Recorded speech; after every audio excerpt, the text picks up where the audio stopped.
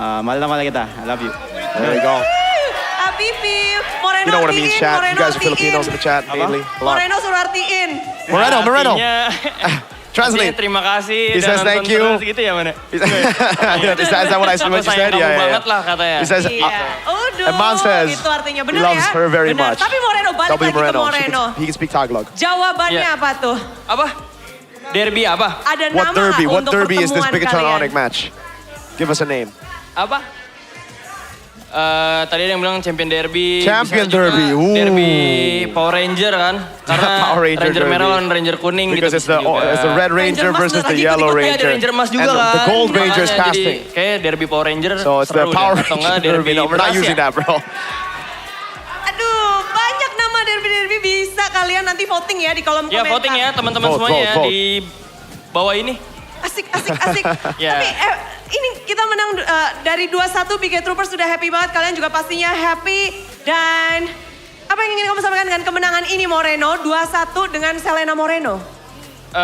Thank you so much lah buat this match with your Selena as well. Semua Biget Troopers. Thank you to the Biget Troopers. Semua Biget Troopers sudah dukung kita terus. Thank you so much. Ingat aja ini cuma Just maraton remember, lah. Jadi it's a kayak marathon, perjalanan not a masih sprint, panjang, masih so sampai there's week still a 9, masih long ada way to playoff go. juga di Don't Surabaya. Jadi get too tolong tetap dukung confident. kita terus Just aja keep on sih. supporting us. Tiap minggunya. Terima kasih. Dukungan memang terus mengalir. Ada Bang Obi juga bersama dengan Biget Troopers. Langsung saja berpesta di minggu kedua itu Bigetron. Give it up for Bigatron by Vitality. My goat, by the way.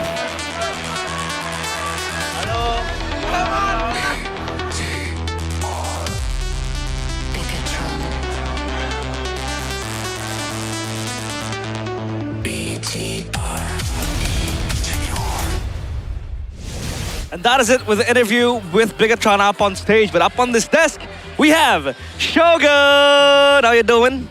I'm doing good. So we had a question earlier on, what derby should it be called? I don't think it should be called a derby. They always beat us. You know, Bigatron always wins, so how Not is it a derby? always, bro. Not always. There was a time where it wasn't, right? Lately. I'm a Sonic, so, you know. It's okay. It's balanced. You're my goat. You know. We know this. All right, Shogun, first question. Why and how are you the kryptonite of Onyx? It seems like every time Onyx meets you, they just don't know what to do or they don't know how to beat you. I just don't really know about it, but just what you call this? Like focus on ourselves. That's all. Don't overthink too much. Don't overthink to the enemies. Just play like a boss. Like a boss. I like that. Like Coach Panda said, it's on my mind every time. That's all. Play like a boss. That's how you do it, bro. I want to ask you about the Selena Moreno though. Like, how does it feel like as a team when Selena locked by Moreno? Like, is the whole team just says, "Oh, we got this in the bag," or like, "Oh, this is gonna be so easy," or something like that? Because he never misses his arrows, man. not the easy game, but like he is a beast, right? When using Selena, yes, we just support him and just convince him to pick you Selena. Like it's good. Whether it's not good in this game, but he's still using Selena like that. Okay, so even if it's not good, you guys still force him to play Selena. Because, Not forcing, but it's a good pick. But there's another good pick. But it's good. Selena. Okay, there you go. So you prefer Selena still over the other picks, man. That was an incredible game 3. I think for us here on the desk, we want to ask what was the most difficult thing that you had to pass in the series, because game 2, it was, Onyx winning, comeback, and game 1, game 3 was also late game victories for you. I think in game 2 we didn't maximize our early pressure, right? So because of our tempo is loosened up, so Oni came to farm and Oni came to maximize our fault also in the objective team fight. So they're good at doing that, because we cannot do something like mistakes so much. I cannot. Just cannot. Almost a comeback again, game 3, but at least you were able to get the job done. Player of the match, though, by Infinity 50 Pro, it is Nael. Obviously, you've seen the votes. But game 1 with the Hirara, 14 kills. Game 2, it was a bit shaky for him. Game 3, 10 kills with the Fanny. What can you say about Nael and how he's able to recover from almost, a losable game, especially in game 2 and game 3? nothing I can say so much about him. Like, he's so good when using assassins. So, he deserved it. The player of the match. Okay. Just everybody in my team is deserved. Yeah. I don't you know. as well. You as well. I voted for you.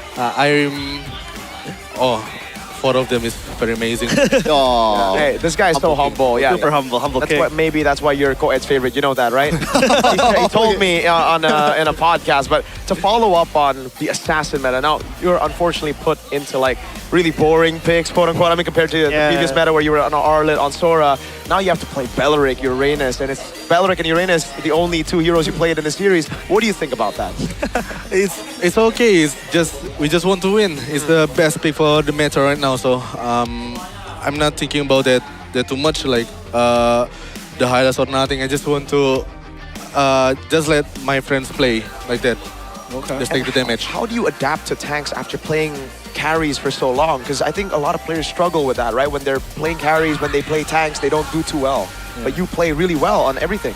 There's so much trial errors in this game, So the coaches is doing good on reviewing me, especially because I'm the that much hero that I don't use. So this meta is I'm using those kind of heroes. They doing good. Just this special what do you say? Special task for me. Okay. But continue. Okay. Well, do you prefer though playing these tanks, or do you prefer playing like the Yuzong, the Lapu, the Sora, the Arlet? You know, don't you miss them? I just I tell to Coach Kado, right? Just pick me anything you want. I just want to win. I love this guy. Shogun, man. Super humble. Okay. Speaking of winning though, you guys gave Kyrie his signature hero 2 times. The Fanny, I believe in the first game and also the second game, the first 5 minutes he didn't get any kill. At one point, Kyrie was 0-3 as the Fanny. This is a Kyrie. This is a Fanny that's been feared throughout all of Indonesia, but you guys were able to decode that. How were you guys able to do that in the early game? Because we can connect so much, I think. Because I don't know. I just don't know. Is there any kind of like special game plan or like special mindset you have or the team have? Maybe just that. Just connect. Don't overthink too much. So also like that. Just that's all. Okay. It's all instinct probably. Just play freely, right? Yeah. It seems like again for game 1, game 3, it was you guys on a support healer. It was a healer in the roam position. Is that just comfort for you guys now? Because in game 2, when it wasn't a support, it was a loss. It's been comfort, I think. Finn's comfort. Because he's doing support back to season what? Back in MDL? Maybe, yeah. He's using Florin right there, so I think he's comfortable with his hero right now. Matilda, the Rafaela as well, bringing everything together. But obviously the most important part is that you guys are able to beat Onyx again in an official circuit, an MPL ID, after your win in the previous international tournament and in the MPL ID Scene 17 Grand Finals. Do you guys see yourselves now as the front runners? And how do you keep yourself humble and composed when everyone knows that you guys are the favorites now? Like, it's gonna be a new experience because you guys were the ones to put Bigatron internationally in the map. You guys qualified for their first international ever. For me, it's just I don't like the defending champions title. I just love the way that we say that we want to hunt more like that. We don't want to defend, but we want to hunt more. I just love the title that not the title that mentality. Yeah. Okay. Now I want to ask you a question after the series. First of all, do you expect to meet this team again in the grand finals, or is there any other teams out there that came close to the way you guys are playing currently? There's many teams. I think they are all improving so much because of the meta, and they progressing so much. I think so. Everybody could be there. Everybody could be there. This is just something that I've noticed as a Bigatron fan. Go on. In finals, from MPL ID to the last international, you always seem to prefer the white jersey over the red one. It's kind of like a mental thing. Like, you guys think the white jersey gives you more luck? Firstly, we didn't You didn't plan it? Yeah, we didn't plan. Because we are home, right, in first on season 17 in versus Evos. And then white. Yeah. Why cannot we do white? On the first time, first game on the international, we use red. So why? Like that. Because there's no rules, right? Yeah. So just white. It could be our charm, maybe lucky charm, or just nothing. Yeah. Or just nothing. Could be nothing. Could be nothing. Could just be, superstitious. Yeah. But obviously, the last question, Shogun. We had an interview with Chidera earlier on, but just quickly, yes or no? Do you think this is the final boss derby? Onyx and Bigatron? I don't know. No, he doesn't know. But hey, we'll close it out with Shogun. Thank you so much, Shogun. We'll see you after this because we have Geek Fam against Evos after this. Stay tuned in MPL ID Season 18.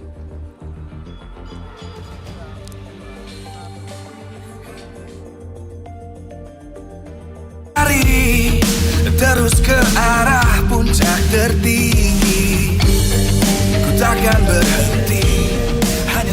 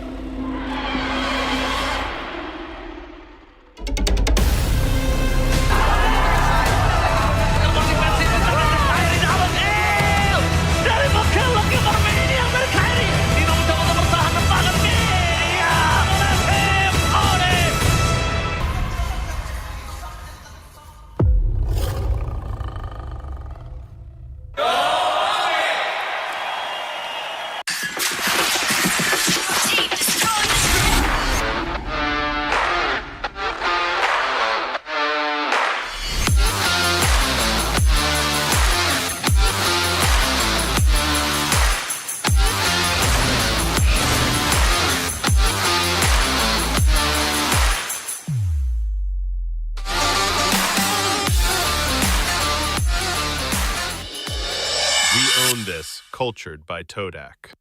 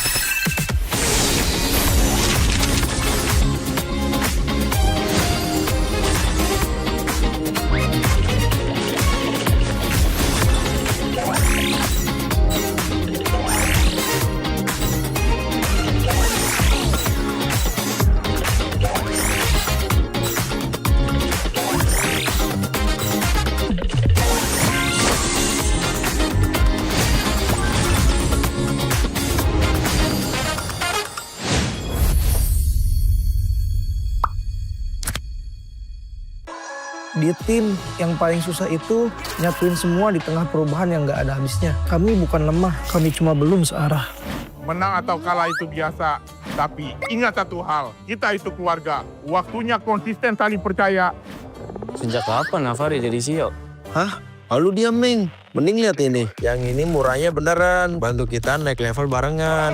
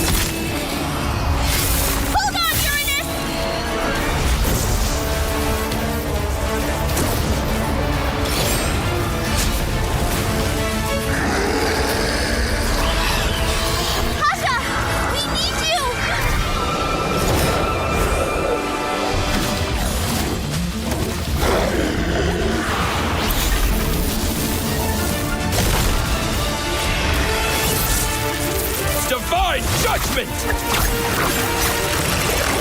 Witness the power of pure lightning!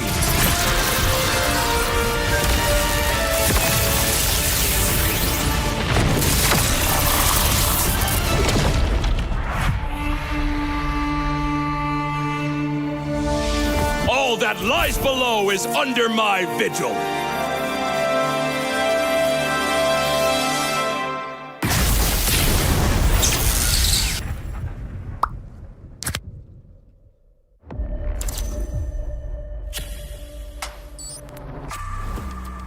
Semua perjalanan mempunyai cerita.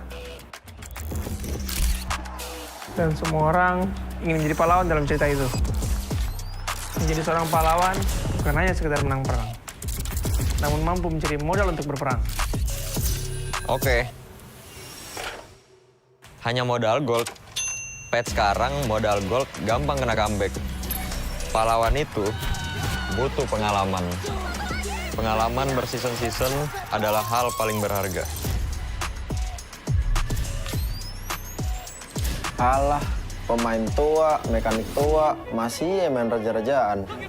Orang bilang gue jadi pahlawan cuma karena hoki. Gak gitu, bro. Masihkah hoki? Hoki, faktanya gimana? Untuk menjadi pahlawan, harus bermental baja biar bisa menghadapi segala kondisi. Mental baja? Berarti gue udah bisa jadi pahlawannya dong. Gue baru masuk aja, udah dapat Rookie of the Season. Sebagai anak baru, gue udah cukup hebat kan? Hebat kata lu, dalam hal apa? Kill banyak. Untuk bisa memberikan itu, perlu sosok pahlawan. Kalau sosok itu nggak ada, tim lu nggak bisa apa-apa. Hah? Cut. Lah ini doang, hanya bikin mati konyol. Masa pahlawan kayak gitu? Kita juga harus bisa menjaga tempo agar semua bisa berjalan dengan lancar. Lah, talent gue kemana? Kak, cukup kak? Oke, thank you. Gagal lagi jadi pahlawan di MSC. Ah, iya ya. Keburu pensi nih. Tapi, setidaknya gue masih di atas lo.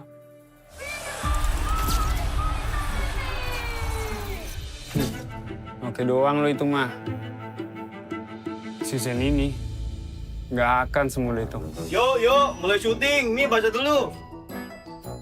Loh, kok lo jadi Estrada, Man? Magang, Mor. Wih, serius kita bakal main di sini? Yes, approve. Kalau emang di sini akan lebih pantas buat ngebuktiin siapa pahlawannya.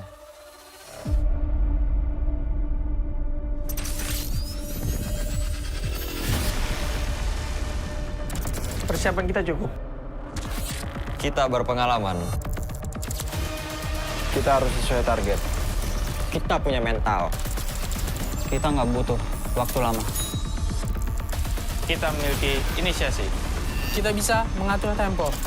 Kita punya banyak cara. Kita yang ngatur permainannya. Mari kita lihat siapa yang pantas.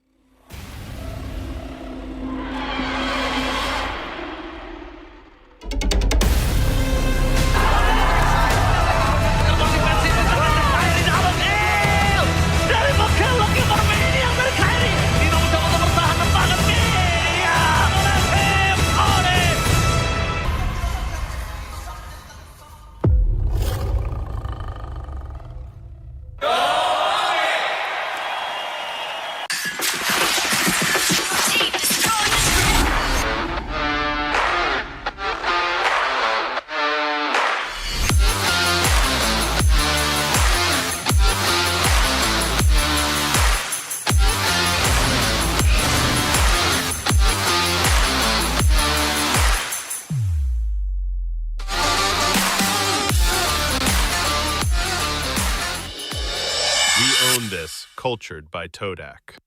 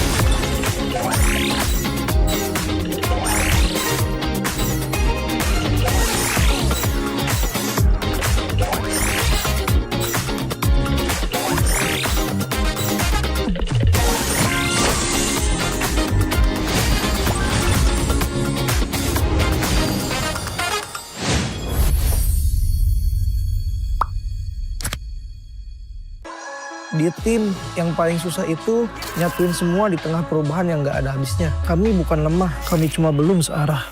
Menang atau kalah itu biasa, tapi ingat satu hal, kita itu keluarga. Waktunya konsisten saling percaya. Sejak kapan Navari jadi CEO? Hah? Lalu diam, Ming. Mending lihat ini. Yang ini murahnya beneran. Bantu kita naik level barengan.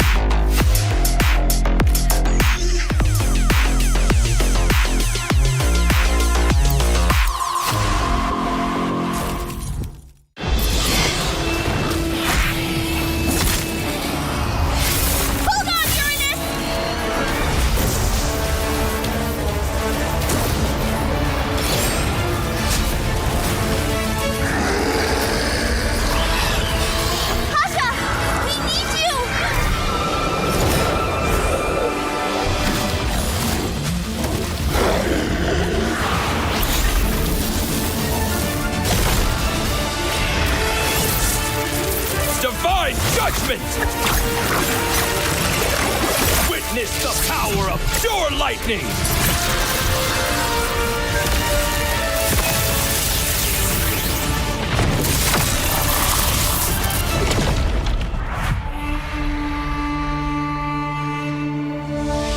All that lies below is under my vigil!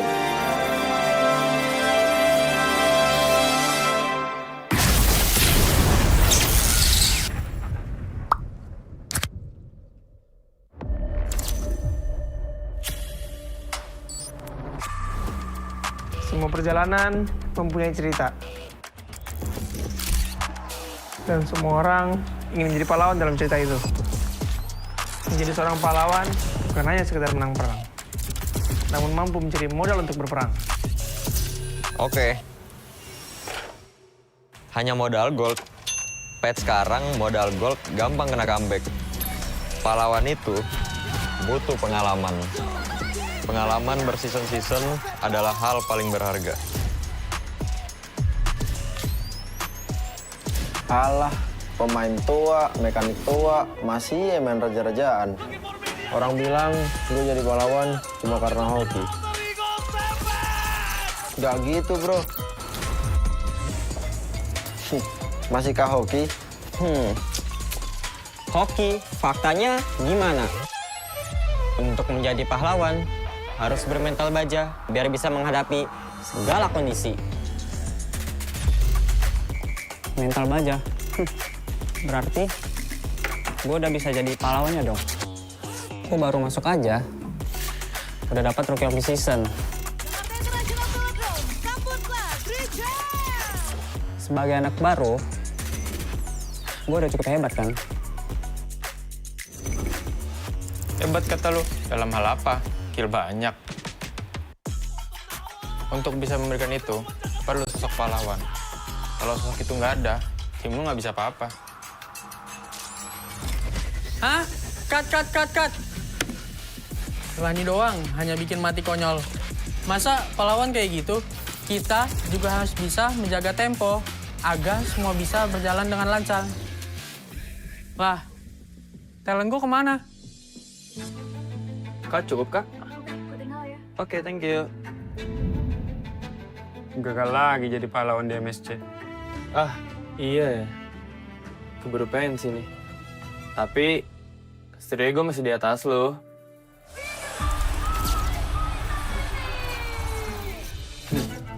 Oke doang lo itu mah. Season ini nggak akan semudah itu. Yo, mulai syuting. Nih baca dulu. Loh, kok lu jadi Estrada, Man? Magang, Mor. Wih, serius kita bakal main di sini? Yes, approve. Kalau emang di sini akan lebih pantas buat ngebuktiin siapa pahlawannya.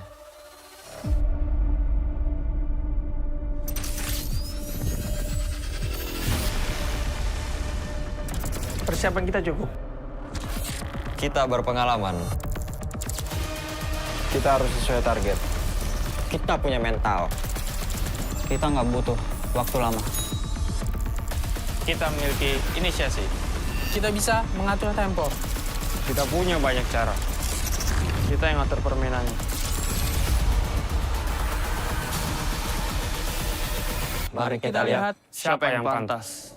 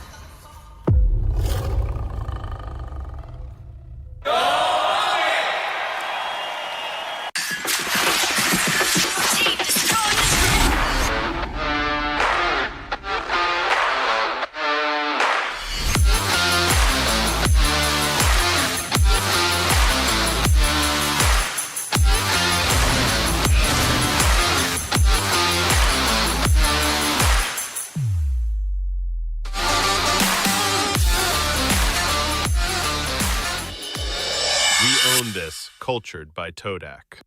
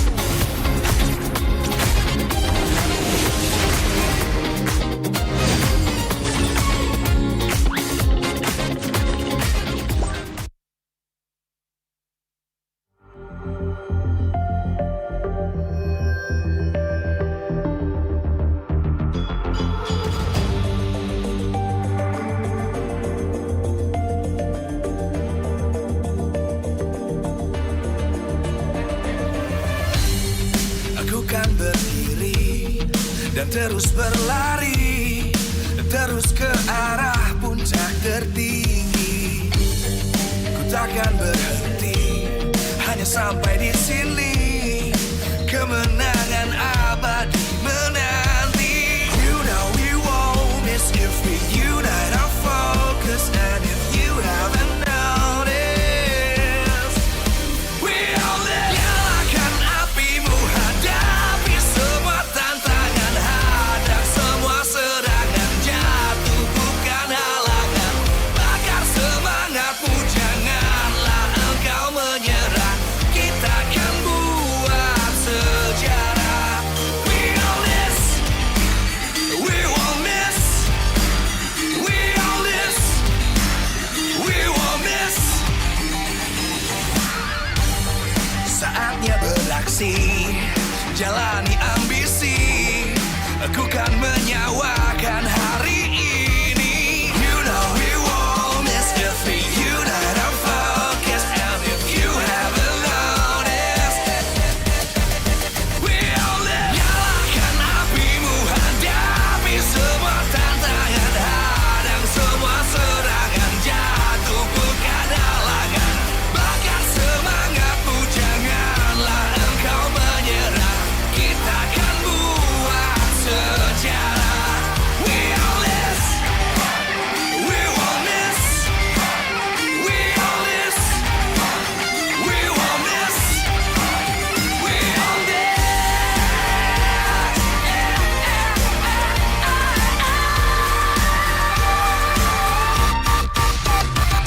Nyalakan apimu, hadapi semua tantangan, hadang semua serangan, jatuh bukan halangan. Bakar semangatmu, janganlah engkau menyerah. Kita akan buat sejarah. We all this.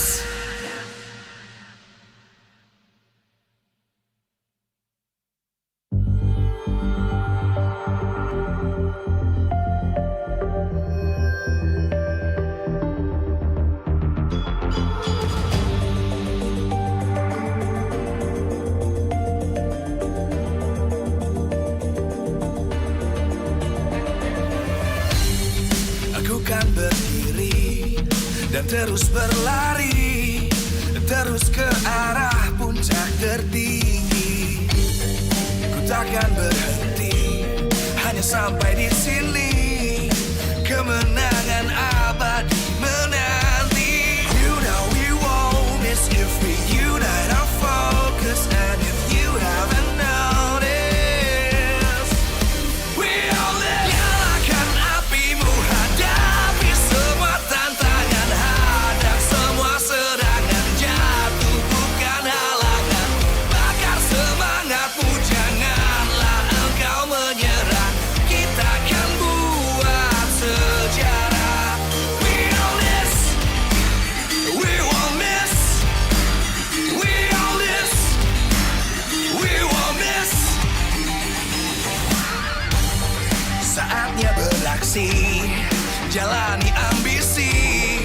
Aku kan menyawakan hari ini. You know we won't miss if we unite our focus. And if you haven't noticed, we all live. Nyalakan apimu, hadapi semua tantangan, hadang semua serangan, jatuh bukan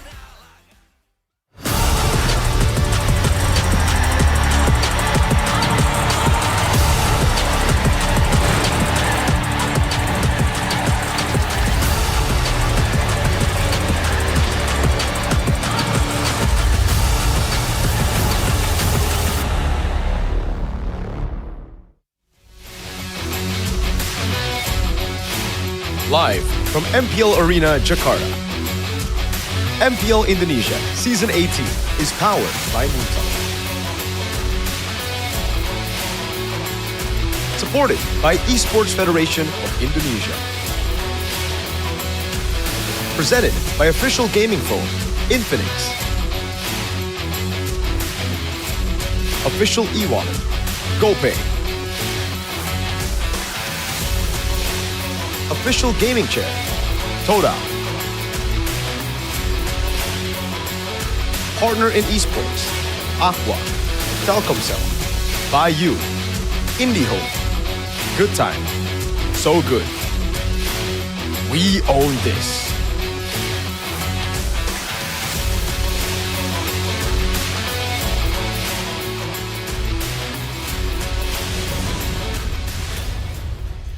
Masuklah kita ke dalam match penutupan di minggu yang kedua MPL Indonesia Season 18. Tim-tim masih berjuang untuk mendapatkan kemenangan. Khususnya kedua tim yang akan menutup match kita. Di mana akan ada Geek Fam yang sedang mencari kemenangan match point pertama mereka. Sementara dari EVOS pun mereka memang memulai liga ini dengan penuh perkasa. 2-0 mereka dapatkan, tapi setelahnya mereka harus terpuruk dan mendapatkan posisi yang di ambang batas. Posisi ke-6 bukan menjadi tempat yang ingin mereka tempati. Formula baru masih ada racikan yang harus mereka matangkan.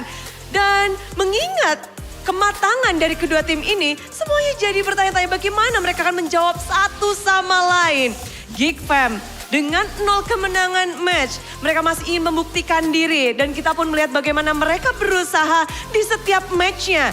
2-1, 2-1, 2-1, semua match mereka berusaha. Namun usaha itu belum cukup. Masih ada hal yang harus mereka perjuangkan. Kita melihat bagaimana Kensiski sebagai tumpuan utama pun begitu keras untuk memperjuangkan kemenangan. Dan dilihat dari tim EVOS pun, mereka sama-sama ingin berjuang mengamankan poin selanjutnya pula. Seperti apa pertarungan dari kedua tim ini? Karena siapa yang tidak ingin menutup match, menutup minggu yang kedua dengan senyuman? Akankah Geek Fam bisa mendapatkan match perdana mereka untuk kemenangan perdana ini? Dan apakah EVOS bisa bangkit kembali? Mari kita sambut match penutupan di minggu yang kedua MPL Indonesia Season 18. We own this.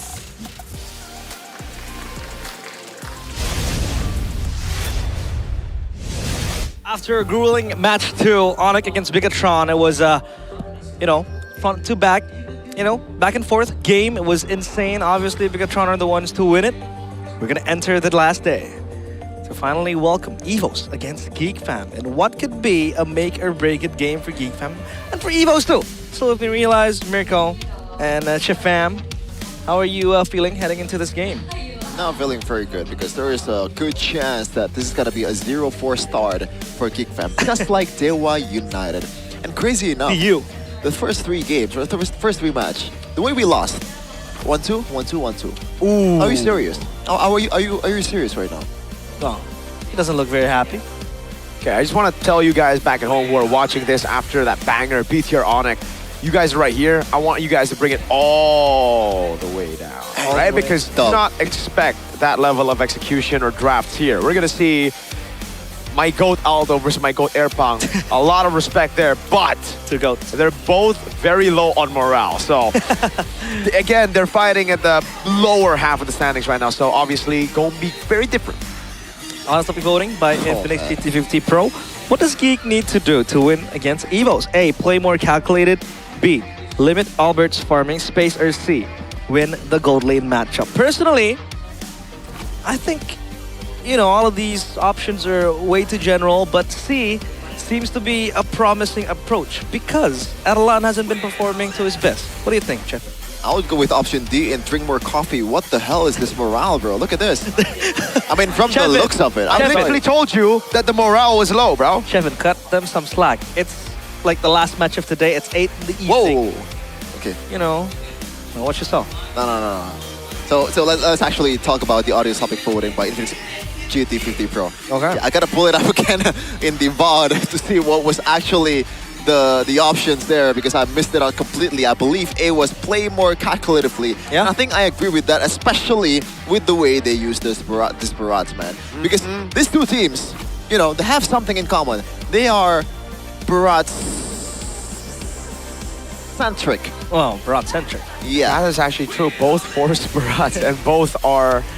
They have a thing for Barats, okay? They love dinosaurs. Unfortunately, though, Marcel's Barats so far has been very, very questionable. Meanwhile, Randy's Barats, despite the losses that EVOS has experienced, has been a bit more calculative. just like option A earlier. But throughout all of that downfall, throughout all of that negativity. Negativity. Okay. What? Yeah, go on. What's so funny? Okay. Oh. There is a silver lining. That is Kanziski. This guy is not the guy that I expect to be popping off out of all the GeekFam players this season to start the season. Especially with how well Nazara and Marcel was playing in the playoffs, you know, in the second half of the season. I thought they were going to be the stars, but now it's Kanziski. Number 1 in total kills. Well, maybe they play more games. No. Number 1 in kill per game. So it's an average per game. So he is, by numbers, the most lethal marksman out there. Hey. Unfortunately, that lethality does not translate to wins. It's insane. Like, Kanziski has always been the consistent, I'd say, puzzle piece of GeekFam. It's been very, very solid all throughout. Just take a look at this big test we have by our official gaming phone. The GT Pro buy in the home by Talcum Stall. A lot of buys over there, but no buys for Kanziski because so far he's been doing well. Yeah, a lot of highs from him, saying hi to his Golian counterparts. But in front of him stands Erlan. And I would say, Mirko, as much as we glaze him, as much as I glaze him too, I thought it was going to be so promising. This season has not been the best start for him. Listen, Eman didn't win his first season in MPL. It took him a while. So in 13 he joined, first place regular season, lost. 14, 15, 16, 14 all passed by, lost. 17, bang. 18, 19, 20, bang. So what I'm saying is Erlan needs to wait for the Bigatron reign to be over. Okay. Yeah. I thought you would say that Erlan needs to wait for Bigatron to call him so they can start winning. He's my boy, but Eman's my goat. There are levels to this game, Erlan. Alright, let's take a look at this gameplay. And GeekFam is showing levels to BTR early on how the game should be played. Let me have my moment. Let me have my moment. Go on, go on. No one's stopping you. So, yeah, despite the win against BTR, you might think, oh, they defeated the #1 team in MPL currently. But no, this is a 22-minute game with a completely winning draft against a Cho Gold, against an Avaria like this. So it should be much easier for GeekFam, but somehow, some way, the calculation or the execution was so bad, and the game prolongs to 22 minutes. And throughout all that, we said earlier, Kanziski has been pretty good. This throughout play against Andoryu, I thought this was the moment where GeekFam is supposed to secure the first victory in the season until we might see the moment after this. Oh, never mind. Thank you, production, for not showing me that. Marcel throws a Belleric, a full HP Belleric towards his own team and expended the flicker with that. Okay, so now we've made the consensus that both XP laners aren't performing to their best. Do you think it's because of the shift of the meta? Because back then, Randy and Marcel are well known for, you know, the carry XPs, the Lapus, and all that. Do you think it's the failure of adjustment from both XP laners? I think Randy actually adjusted decent enough on the barrage. I haven't seen, maybe I forgot the matches that Randy was playing. Maybe that's a bad thing too. You know, the fact that I didn't really see him. But for Marcel especially, we call him Lethal L for a reason. Yep. He is lethal on this damage, dealing XP. For example, Paquito, you know, are a lot. Sora. If you play around it, Sora. Lapu Lapu. It's not really meta anymore. So now you gotta find another way to actually win out the game. And it's through Nazara and also Kanziski. Those two are actually decent.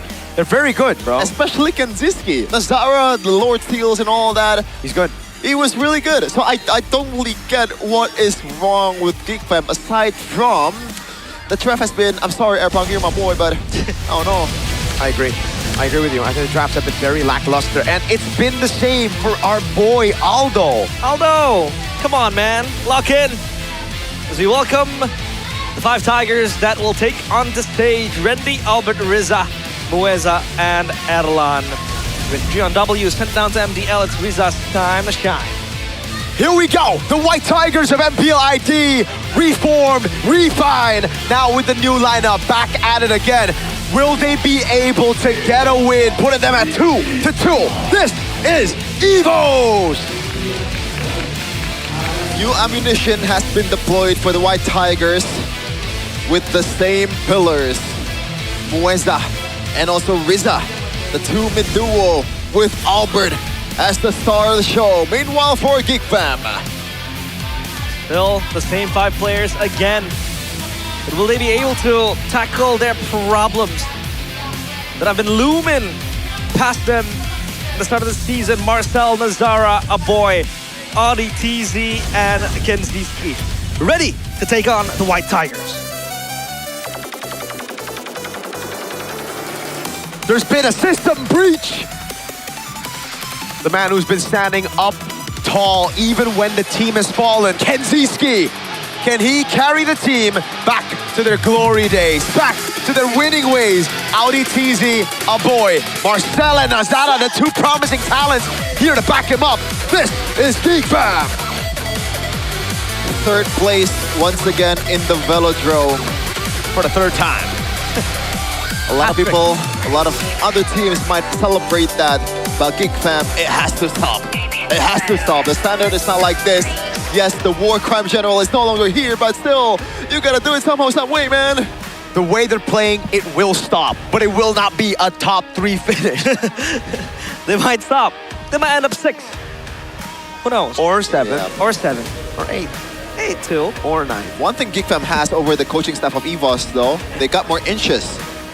Yep. So, I mean, technically, Aldo has more inches. If you don't just count vertical. Oh, okay. I thought you were gonna keep it subtle, but all right.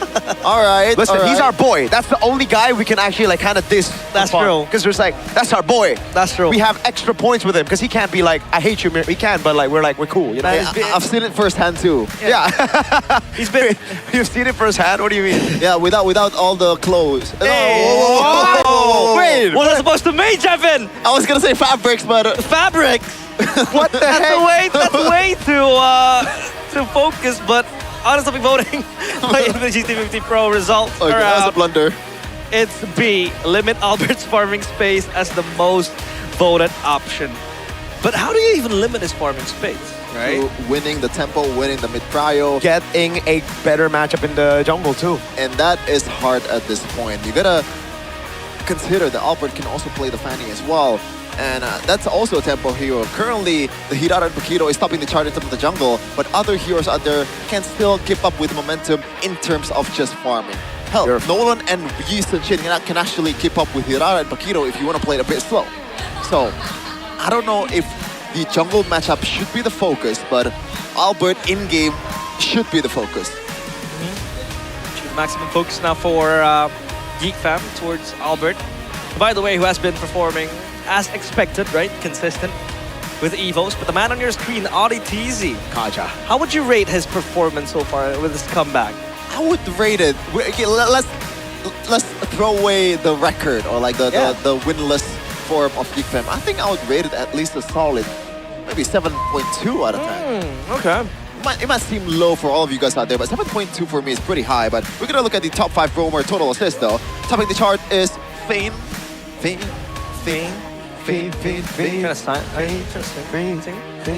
A man. A man. A fleet. A fleet. What else? A trick. How do you remember that? I watched it twice. Shout outs to he doesn't need a shout out, never mind. He should be shouting us out. Yeah, that's true. Okay, by the way, 4th and 5th was Audi TZ and also Moises, so that's really why the statistics was brought up, because those two are, in terms of statistics, is pretty decent. But we're gonna take a look at the keys to victory though by Infinix GT50 Pro for Geek Fam. The mid-trio plays aggressively to limit Albert's movement. I would agree with that. And through RTTZ's very heavy tempo movement with the chips, with the Kaja, and with all the heroes that he played, especially the pickoffs, I think that should be feasible. Especially with the form that Moisa currently has. I'm not really sure if EVOS can actually deter that. Maybe the second one is maximize RTTZ's something. We're gonna move on to the third one though. Give Kenziski farming space and maximize his potential. It could go two ways. You can play the early game like a Brody and play through him. That might be the plan A right here from now on, because how good Kenziski right now is. But it could go for plan B and just total in the base with the Moskov and Ravaria. Yeah. Just recreate Navi's Harambal. Harambal. With Why Not. Yep. Why Not Otera. Yeah. Meanwhile, for Coach Aldo, keys the victory. Infinix GT50 Pro give Albert an assassin as EVOS' main spearhead. Especially those Paquito and also Hirara. Albert has been very, very good at it. And that is putting it lightly. still one of the best junglers in Indonesia, and you have to play through your stars. You have to play through the winning condition, the guaranteed player that's going to pop up. Meanwhile, second one, prioritize objectives and play more calculated. This is also EVOS' DNA ever since Season 17. Those clean PH-like movements should be the main focus for EVOS. You can play a bit more fast with the tempo, but still, you gotta secure the objectives. Be wary of Coach Airpang's cheese drafts. Unfortunately, though, the cheese drafts are cheesing Geek from themselves. It's by cheese, you would say. But hey, may I say, it's a bit, I'd say it's a bit peculiar to see Aldo up on stage after I've known him. That's right? why, Right? yeah. You know what I mean? It feels like it feels very peculiar. It's hard to put it to words, but let's see if he's able to cook or overcook things as we take a look at the drafts. Dangerous Grass will be the shifting map. Infinix GT50 Pro. Let's see bringing it. you this draft Novaria Paquito ban. Almost similar to what Onyx brought upon against Bigatron by Vitality in the second game. Freya chip ban. This chip is a respect towards the cheese that Geek Fam could bring. You know, the Masha chip combo that they were able to bring in that game. I think it was against Bigatron by Vitality too. So pure respect out of Aldo. Yeah, you don't want to meet any of those kind of crazy cheese strats. The glue gets banned out there, setting up for a Hirara first pick here. Will Evo sense it, or will they let it go? Because still, Atlas is available, the Marcel as well, if they want to go that route. Yeah, I think you should have to ban it, right? Especially with Paquito gone, unless they are very confident in their Fanny. They are not Bigatron, they're not Onyx, but I think Output is good enough to play the Fanny. But is the team comfortable enough to play through the Fanny? That's a whole different question. Individually, I think he's fine, but yeah, that's different. Well, he has been very great with the Fanny. And Evos, what will they choose? They ban out the Atlas, so it's going to be the same matchup again. You take Hirara, I take Fanny, vice versa. Yup. I think that should be the case, right? What are we missing? Marcel. It's up for grabs, so I think Geek Fam should pick up Marcel first over the Hirara. Okay. Marcel for Marcel, ha ha ha ha. There you go. Now you can play the Barat safely if you are Airpang. Or Evo say, I'ma go Barat, yo. Okay, they don't. They go Melissa. And Hirara. Oh, hey! Who is that? I am a fan of Evo's already, man. These are my two favorite heroes. Oh, it's Nevin, yeah. She's a Geek Fam fan now. Wait, I thought she was an Evo's fan. She's a plastic fan. She is a plastic fan. She went from Evo's to Geek Fam just because her boyfriend is part of Geek Fam. Yeah. Hey, we will take as many fan applications as we can. I remember that one time. You remember that one time in playoffs? What? Where we had to hype up the crowd. Yes. Now you have three, Shepard, not three members. You have Shepard. three.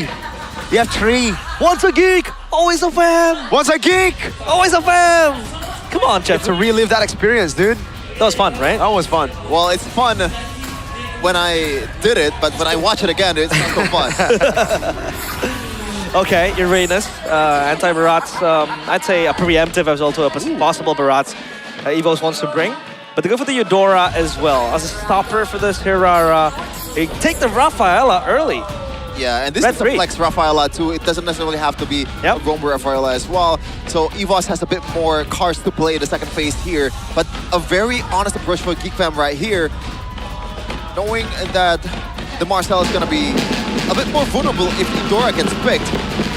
So they picked it for themselves, and that also provides a lot more tempo to work with. But speaking of tempo, all the junglers for Nazara might just be banned here in the second phase. Okay. They ban out Nolan, yep. They want to take away all the tempo picks. They can farm really quickly against the Hirara. You know, I'd go as far as to say maybe the Eastern Shin ban would actually make a lot of sense here. They already have a Rafaela, Hirara, and a Melissa. I think for Airpang, he needs to get rid of the Belleric. He needs to take away these tanky boys from the side of... You know what? Yeah, it should just be the Belleric. It should be these tanky boys up front. I'm just thinking, knowing Aldo and Airpang, they might still go Barat. I know this guy. Which one? Naveen is a girl. beside Okay, well, who's he? Delhaz. I know this guy. He's Erlan, my boy. Where has he been? What? Where have you been? Erlan? Yeah. Nowhere. he's been playing. No, like in the line of Dawn. 100% on Melissa, by the way. So oh, okay. I'd say he's doing pretty well on the Melissa, but yeah, on the other heroes. Ooh. Harley ban. Yeah, that's good. Yeah, I like that. More than Yeast and Chin, by the way, especially with the synergy of the Eudora. You have a bit of shred in the magic defense, so the Harley becomes a lot more lethal, and with Marcel that can open them up quite freely. That should be the hero to ban. Now it's just gonna be probably Yeast and Chin for Marcel, unless they have something that they haven't revealed so far. Don't think assassins like Gling and Hayabusa is feasible any longer, especially with the Rafaela as well. Yeah, I don't know. It's hard to burst down. You want to pick that up? I mean, the Fanny's still available too if they want to go with that yeah, now. you're right. But against a Melissa. Yeah, against a Melissa, it's quite hard. We did see that multiple times in MSC as well. You can't really go through the Melissa, but Rat's banned. Yep. So, yeah, I think Geek Fam are setting up for a potential assassin pick, but then again, they have the arenas already. Belric goes through, so that's going to be the main tank and the sandbag for Team Evos. Will it be a sandbag or a stutter? Is it gonna be EXP or is it gonna be Gold? It's still flexible, that's true. Rafa and Belric is still flex. Now Geek Fam is left to guess what is on Aldo's mind. But Aldo is gonna be thinking about it after Geek Fam picked the two last option. He has options. What else is there? What about a Leomorn? Oh, well, yeah. It's a I think it's just gonna be YSS, man. Yeah. Well, yeah. Shin, YSS makes the most sense. And Claude. Yeah. Has to be YSS and Claude. Very boring last two picks. Claude, super safe. You know, it's a safe lane against the Melissa. They do get bursted out, but the Fanny ends up being picked up by Nazara. Okay. What do you think about this? Up against the Belric, up against the Melissa. I don't think it'll have a good time. There's some lockdowns. Well, there's really no lockdowns like a proper stun lockdown, but still, it's a CC that you have to watch out for, especially that Red of the Dryad, because it's an AoE. Now for Aldo, they need some magic damage. Never mind. Beautiful. Oh my god, that is beautiful. Never mind. Really good pick. All right. So it's gonna be Rafaela mid. They're gonna beef up their composition. They think that there's nothing you can do. There's nothing that Geek Fam can do if we are tanky enough to deter all these engages. Let's see. I mean, the Ruby will be a bit of a problem for the Fanny, but the Marcel is also going to be very obnoxious to deal with. Running up the drafts, what do you prefer, Chevin? Evos for me. Let's Evo. go Geek Fam, let's go Geek Fam. Speaking to the heart. I like that. Dude, the Fanny against the Ruby and Melissa is Don't talk to me! almost suicide. Don't talk to me! I Don't will. talk to me! I am analyst La, now. la, la, I am an la, analyst la, now. la, la, la. Yeah, that is being very generous. I'll be honest with you. That is such a crazy pick. Yep. Fanny into Melissa. Oh my. The go away will literally make Nazara go away. But let's see Geek Fam, as we do have a pause here. It's about to hype the matchup, but yeah, it's game one, the closing match of today.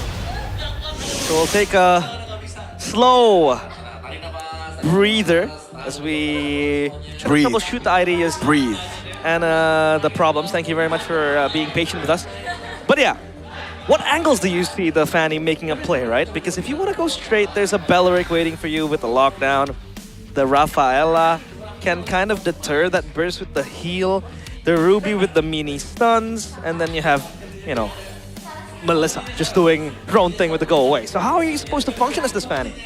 You just answered your own question, bro. You can. I don't like the look of this for Kevin.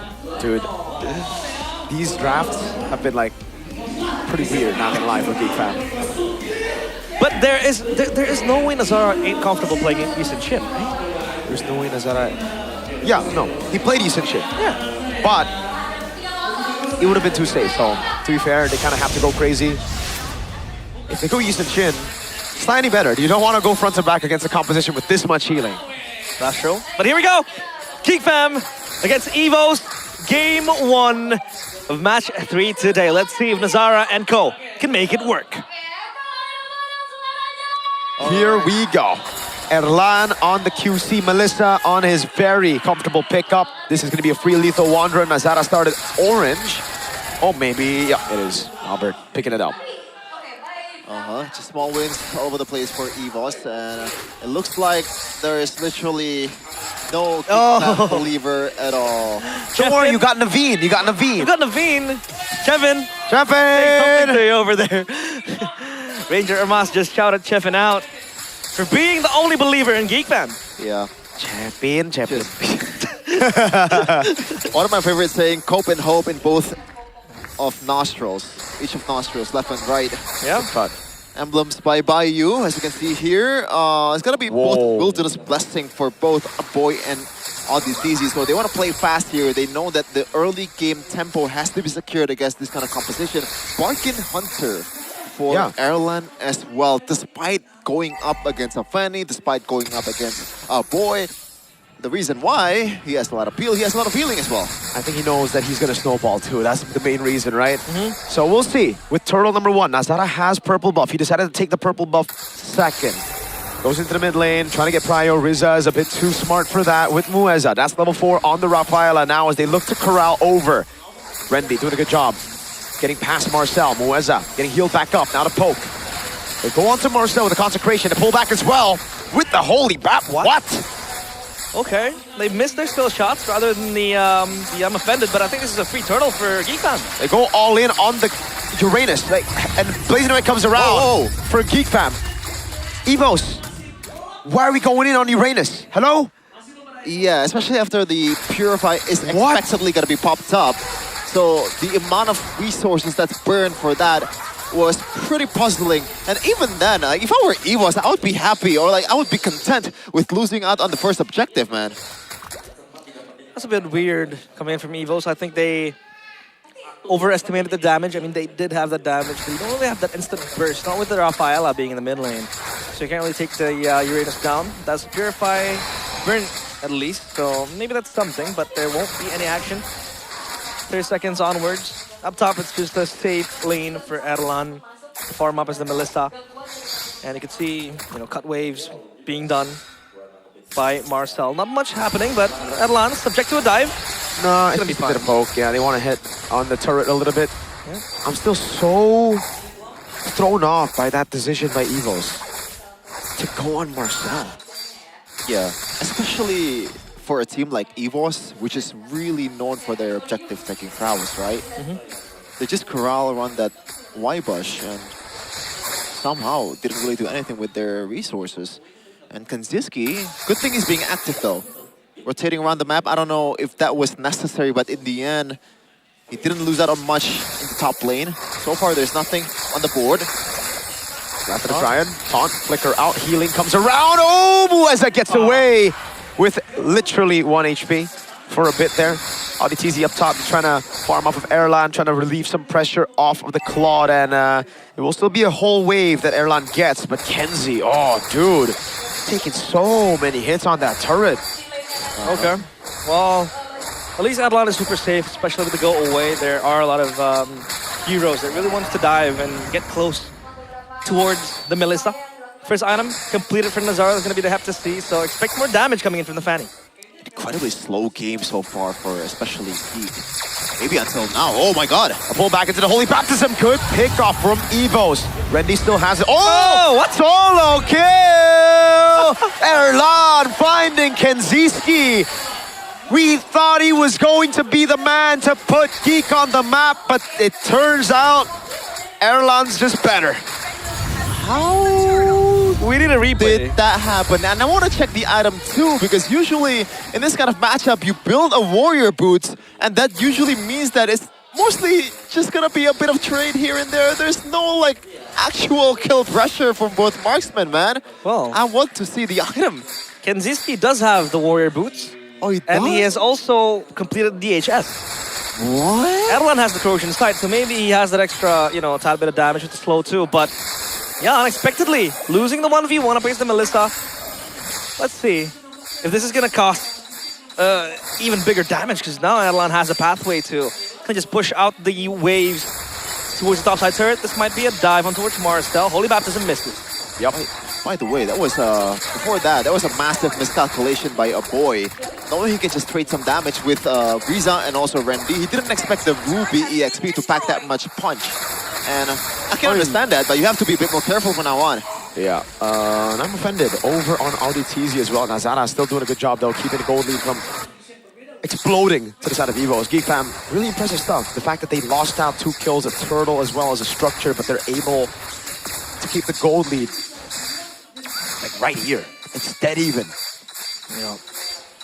Even with the solo kill, hasn't been that far. 400 gold difference from Kenziski and Erlan. The Melissa doing heavy damage, especially when you know it scales very well into the mid and late game. Yeah, unfortunately though, the gold lead that Geekfam has secured has come mostly through the Marcel. The Marcel, the hero, Audi TZ. Okay. Because he's been poking everyone left and right. This is what the usual Marcel is all about. Having that economy advantage towards the opposing roamer, but they're going for Marcel again. Yeah, this time I think they have their damage though, if they're able to lock him down, but unfortunately they won't be able to. So they use, how many ultimates there? I think just 1, right? Just Riza on it, stay okay. Marcel's out of the fight for a bit. No consecration, no purify. Means that this will be another neutral objective. Oh, there you go. They're gonna go all in on the Marcel, and this time they still don't have enough damage to kill him. Wow, that's surprising. Yeah, and even Albert completes the Sky Piercer, but yet without a kill. Kenziski might be next to the chopping block. He's down below, Audi with the flank. With the conceal, nothing will happen. Yep. There's one thing that I didn't account for in the trap though, like this Uranus is going to be a big problem for EVOS later on. Despite not picking a lot of punches, his position is going to be a sandbag. It's just physical damage mostly. Yeah. So itemizing towards EVOS should be a piece of cake. You can even build something like a blade armor. Boom, bang. Oh, golden hour on the purify. Wait! Oh my god! They used the blazing away. They used everything, but the Thunderous Wrath was used too early by a boy. He saw the golden hour and he used the ult, so it don't hit. Yeah. Oh. It was a stack, but it did not. So a missed opportunity for Geek Fam and our Evos get out unscathed. Yeah, Nazara's doing work. Yeah, it's actually an opportunity for Geek Fam right now. Nazara is doing the Kevin, doing the Kyrie earlier. Wow. Really? This is just a split pushing Fanny from now on, and there is really nothing that EVOS can do about that aside from sending someone to handle the Fanny, and that's really not what EVOS has been doing so far. So far, they always move S5. We're gonna take a look at the item real quick though. It looks like it's still gonna be a tough boost for dude. They go on Marcel again. Like, how many times do they need to learn this lesson? Muesa! Wrath for the Dryad, now with the taunt as well. They go all in on Kenzie, but they don't have a lot of those resources. Wow, it's all over. It's done. It's a team fight. A reset again for Mueza and Kenziski. They're all gone. But the mid lane turret still yet untouched. EVOS might want to go for round 2, but at least for now, Nazara is keeping score on Albert's farming pattern. All right. Not the biggest loss there for both sides. Hold on. But the Marcel engages. Gotta stop.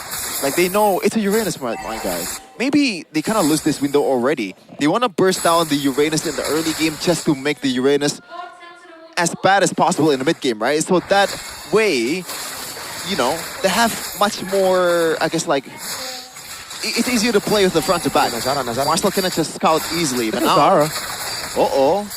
It's dangerous. Oh, look at the damage, man. Albert's down HP. Tries to go for the cutthroat. Rizza's right there as well. Good cables by Nazara. Randy offended already. No one's offended. None taken.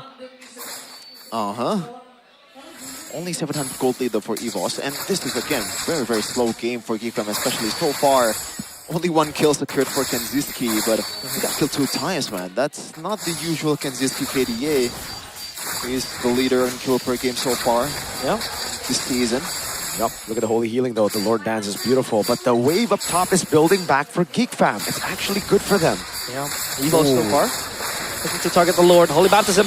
Yep, on Marcel again, but dude. It's a Uranus. Okay, retry. At least it's still going to be Albert there. Muez with the last Diet and a flicker. Finds everybody now with Erlan going for the shots. Marcel will finally die. And it's 2 Riza. Albert now with a jump on Audi TZ. And he finds it as well. Big win for EVOS. Sky Piercer stack as well for Albert. That's gonna be him at least getting 2 kills. The turret will be next to the chopping block. The Lord spawns down bottom. Geek Fam, I think they can still defend this mid-wave before it crashes into the holy defense. Nazara earlier was super late in the 50-50, man. Oh, hold on a second. Oh, Rizza is able to get away. Erlan pops in the go away. Nazara, he still manages to get out. Dude, Nazara against a Ruby and a Melissa is still playing so well. Yep. Wow. He doesn't need to commit to these skirmishes. Doesn't need to commit to where Randy or even Mueza is. He can just run away, work on the side lanes, farm a bit of the camps, counter jungle, and keep tabs on what Albert's able to achieve. But the Lord down bottom will need some clearing. And it will be the Holy Shield to proc first. That's going to be the Lord already down. Randy, again with I'm Offended. This time they have enough damage to take the Marcel down. Or take Marcel on the Uranus down. Sorry, Albert in the back. A boy with a flicker out. Where's it going to be taken? Oh! Nazara! With the cables again. And unfortunately for Kenzie, he won't be able to out-damage the Holy Healing. Rizza with the respawn. Nazara knows that there is no go-away. But there is still Randy who's keeping Erlan safe. Yeah. Randy's going to be staying with those 3 for a while from now on, because at this point the winning condition is Erlan.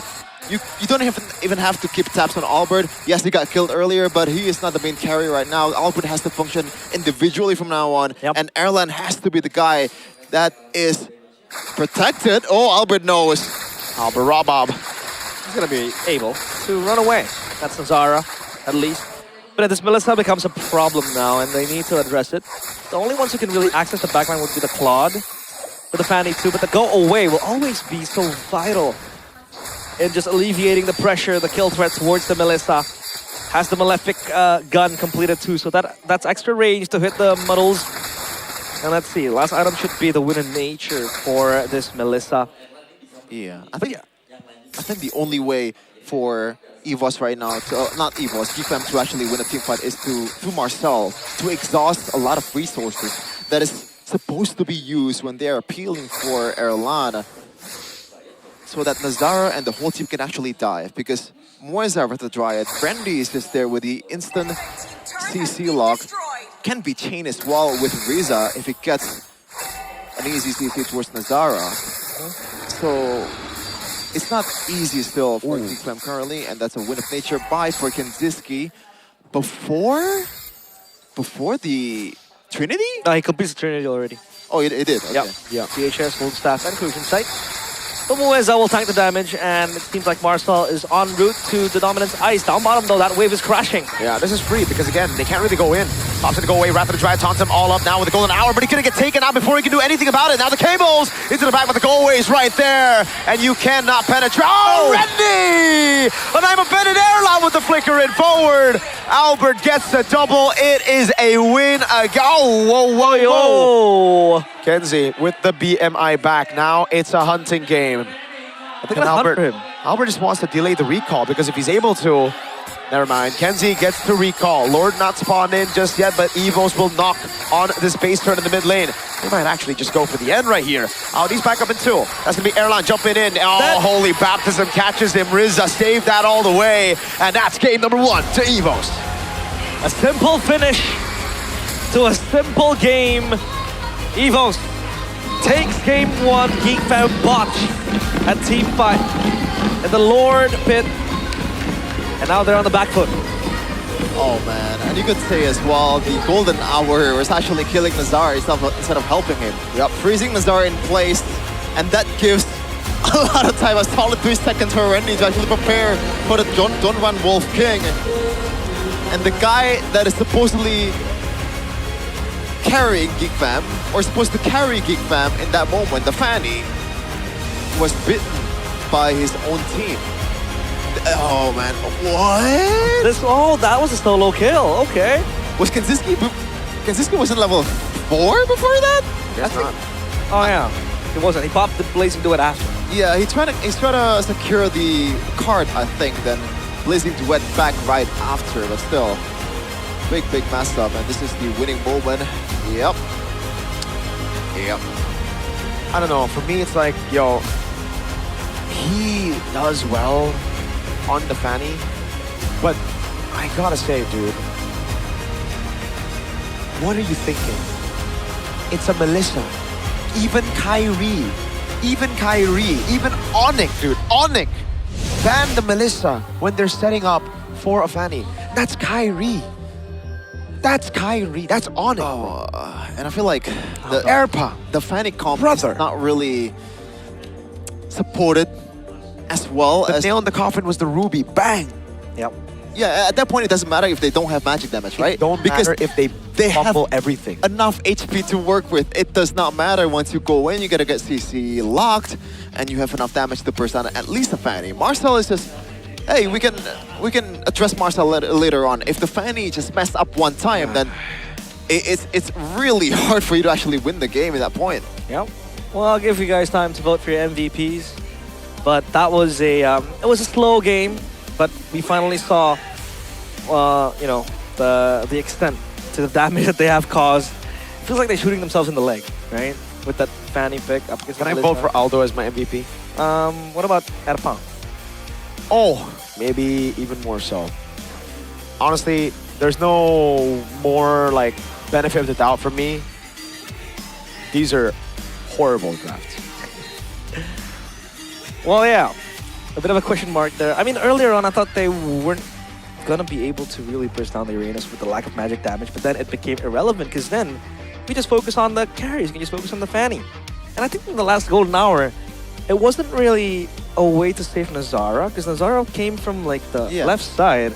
I thought they were gonna, you know, abruptly fight to that golden hour, but then Nazara just came flying in, got stuck in the golden hour. I don't know if it's a miscommunication or what, but it looked like, to me at least, that was a good golden hour, but then Nazara just came in, dead, gone. Even if the golden hour is good, I don't think they have enough damage, they have enough resources to actually punish everyone on EVOS's team, not even a single one of them. But MVP player of the match or player of the game is going to be Randy with this Ruby, a last pick that turned out beautifully, turned out really good. Probably the most important pick that EVOS had, well, maybe aside from Ballista, in this game. And we can see throughout the game, even here, very early in the game, just punishing a boy. And a boy is a hero that relies on Snowball. And you get, obviously, another kill in the top lane. But we don't talk about that. Genziski, what a mess up. Moisa here, I think it's a bit of an error, taking a lot of too much turret hits. But at the end, it's still a-okay for EVOS either way, because there is no way Nazara can punish. Here, again, I think Nazara is just a little bit too late. I think that's a clear mistake from Nazara too, with the calculation. But what can he do? You can't really expect Nazara to come in and retrieve the goddamn Lord with just a single Fanny. Yes, Nile did that earlier in the previous match, but chances are it's not gonna happen.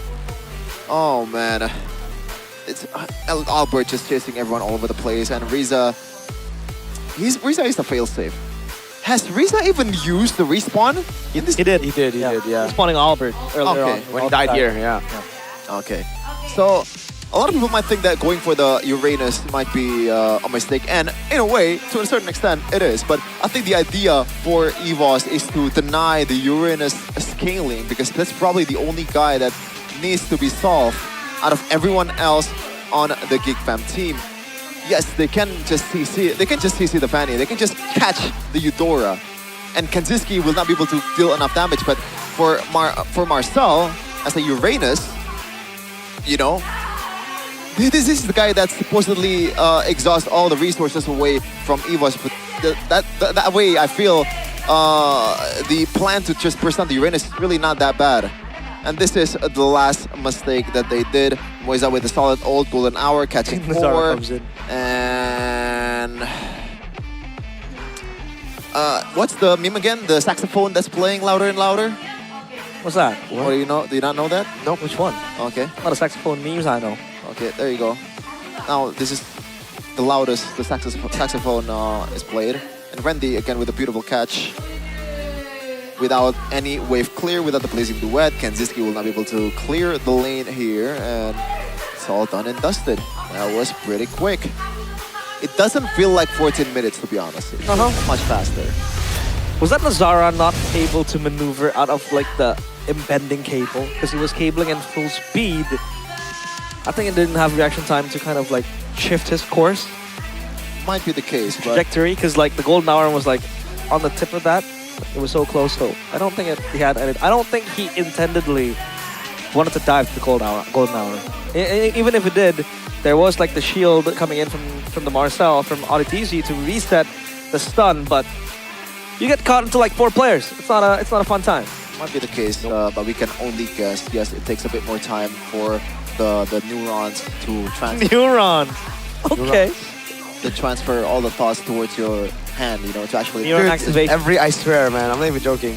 You sound so dead every time GeekFam plays. Like, you sound like you're done with life, dude. I'm not even joking. Whenever GeekFam plays.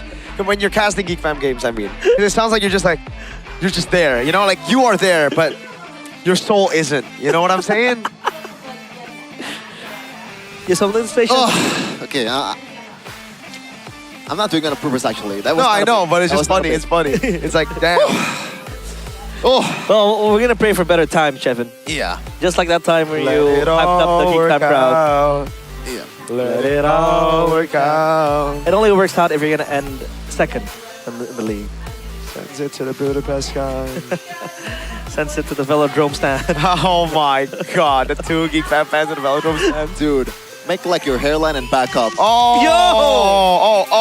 Yo! Okay, wait, I'll take over. You can recover from that. Rich Guy was Albert. Yeah, Wingman is Erlan. Erlan doing a lot of good stuff here, Marcel. I honestly think though, GeekFam, Marcel, Nazara, just play for them, dude, at this point. Can we get like some good drafts for Marcel and Nazara? Let's like stop whatever we're doing right now. I think whatever book they have, they gotta tear it to pieces. They gotta get a new book. Yeah. Because God, these are some crazy picks. Like, who was thinking? I hope they win. I hope GeekFam reverse sweeps Evos so that we have Airbach here to answer for his crimes, or to blame someone else. Say like, oh, Nazara's told me to pick it. You know, kind of deal. You know what I mean? Yeah. It's like they need to be studied, man. They need to be investigated. Some of these players or coaches. Could be a public hearing. You know, could be a public court, a fleet, a trick, a thought. They thought that Fanny was gonna be the Trojan horse. Trojan horse. They thought it could infiltrate, you know? More like a Trojan virus, I would say. Probably, yeah. Yeah, that's very accurate. Very accurate. Well, if you want to have just a good device that don't care about viruses, etc. No virus. I think this is a pretty good call. Yeah. Got awfully silent here in the building. I was very surprised. Oh no, it's still the same wallpaper. Dude, just... Chefin. Still the same wallpaper, Chefin. Chefin, you're the one that have to answer for your crimes. Okay, I'm gonna change it later. Change it. I don't even want to look at that because I feel so bad. I felt so bad after the cast. I apologize. I think I would have done the same. I would have been like, you would? Probably. Luckily, it wasn't me though. Luckily, it was you. It was me. And this guy was the one plotting things. Yeah, I also promised to Eterna if I were to ever do this again, she can punch me in the face if she feels. Whoa! Okay.